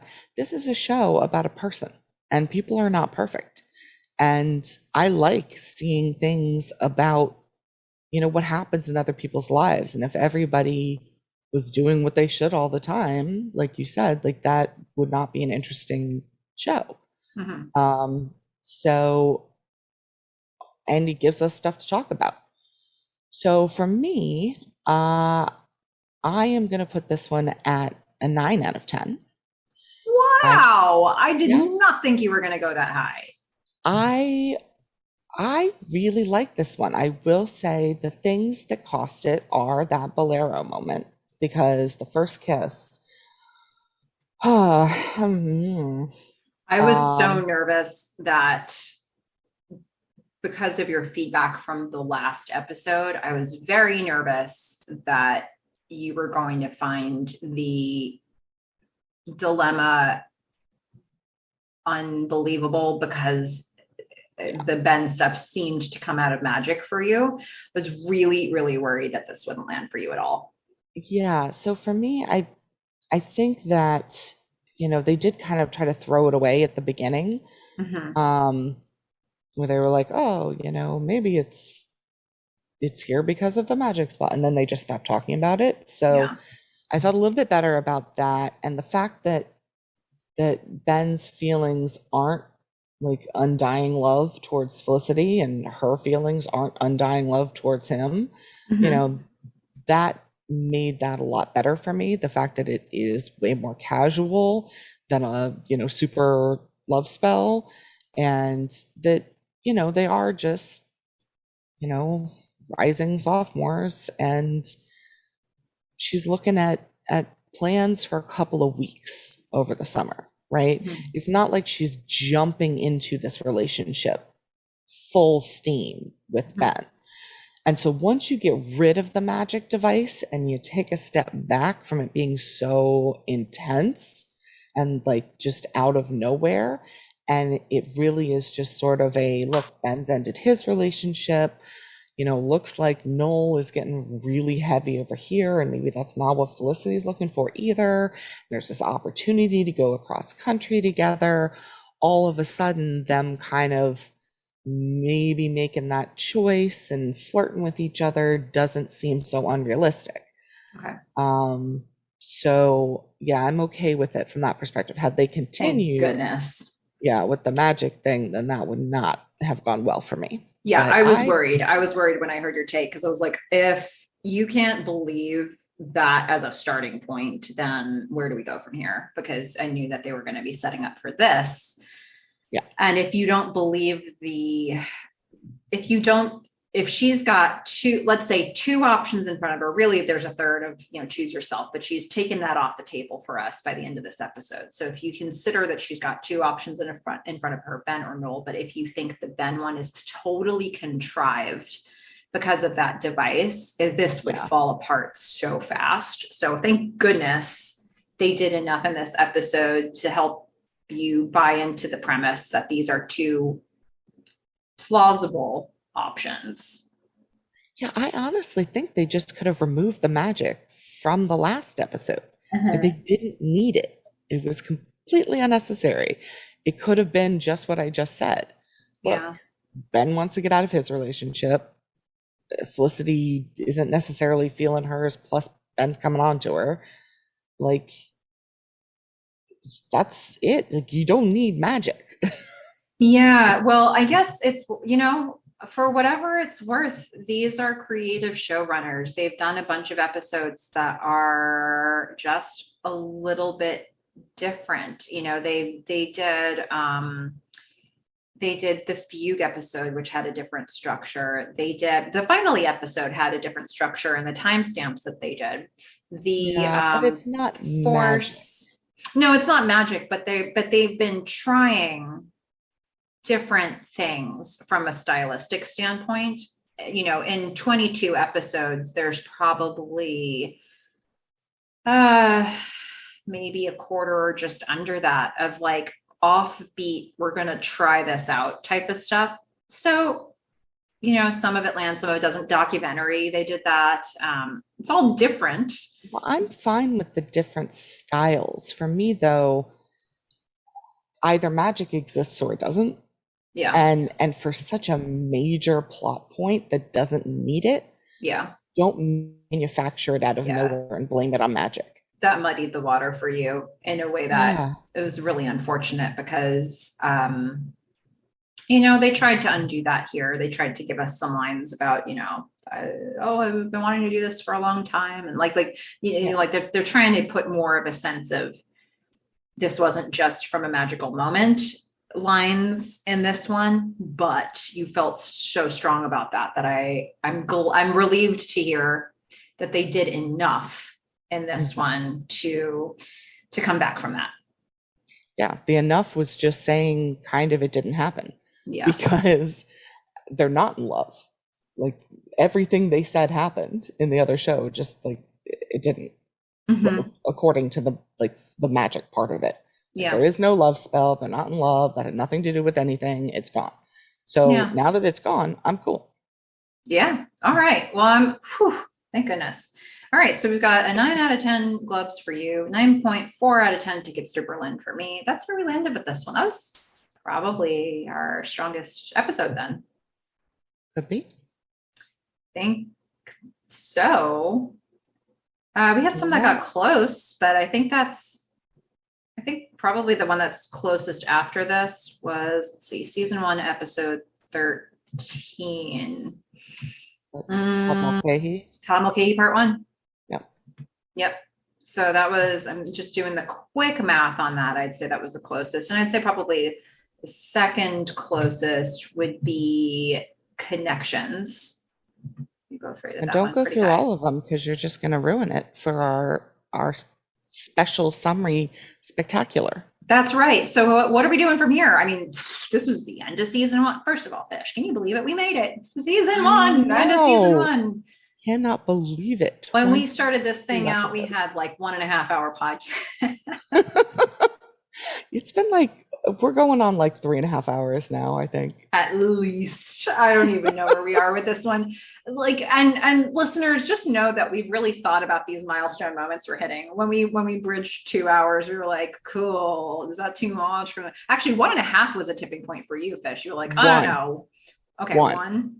Yeah. 1 and then 1.5. Then we hit 2. We're like, oh, we can't. And now we're at like 37-hour podcasts, and we're fine with it because the people who are still listening at this point, you must be really invested. Yeah, I'm not 100% fine with it. I feel like we should have shorter podcasts. We probably should, but I don't know if we know how to do that. So we'll try. We'll give it our best efforts. Look, hey, this is what happens when we talk. Okay. Yeah, That's just these how are it is. actual, like, our conversations are never, less than 4 hours. Yeah. We have like a 3 to 4 hour runtime and we're talking about whatever. So, Yeah. add in a show with lots of stuff, Yeah. we just have a lot of work to do. We have a lot of thoughts and we have to articulate them somehow. And, and in addition to that, sometimes we talk about random things like bags of dead rabbits that you tickle that have nothing to do with the show. But are very important to life. Yeah. Sometimes Fish explains songs to me, Mhm. like The Escape. Yeah. These things happen and we need to be on the same page for you. So thank you to everybody who listens to every minute of our podcasts. And for those who've said they've been glad for the longer run times because they want more Melissa and Fish, we're honored. We are honored. Those of you And who surprised. aren't listening still wouldn't even know to fight me on this. Like those people who are like, you should have shorter podcasts. They stop listening an hour in. That's fine. That's okay. Yeah. But we're here for your Felicity takes at great length. So we are going to pick a bunch of this information that we have gathered and talked about and put it all together for you for next week. Yeah, we're going to do it a little differently.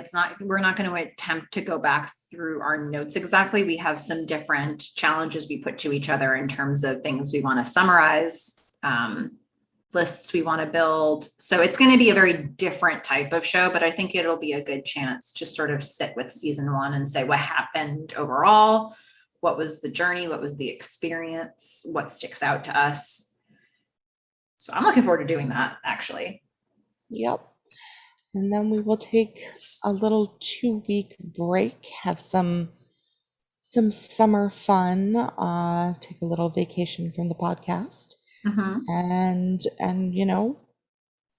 reinvigorate ourselves for season 2. Not that I need reinvigoration. I'm very excited about where we are, and I feel like we're just hitting our stride. We're the best we've ever been. I have occasionally, I'll tell Fish my notes on the show, which is always we're adorable. And my comments that were adorable have only gotten more fervent in recent episodes. So every episode, we are more adorable. We're just more adorable. How could we be more adorable than we were last time? I don't know. So that's where we're at. I don't need reinvigoration, but we're still going to take the 2-week break. So I hope you all enjoy that time as well. If you wish you had more Fish and Melissa, we've got plenty of podcasts to listen back to. We've got many, you could probably spend a whole day listening to us. I think so. More than a day, because there's 22 episodes. And I don't think more than 5 are an hour or less. Yeah. So you can spend at least 2 days listening to us, I would say. And when we come back after next week's recap episode and the 2-week break, then we'll get back into season 2, episode 1, which will be sophomoric. So aptly named indeed. But hey, if Fish, is there any chance that there's something we meant to say that we didn't in this one? I can't imagine. That would be virtually impossible at this point.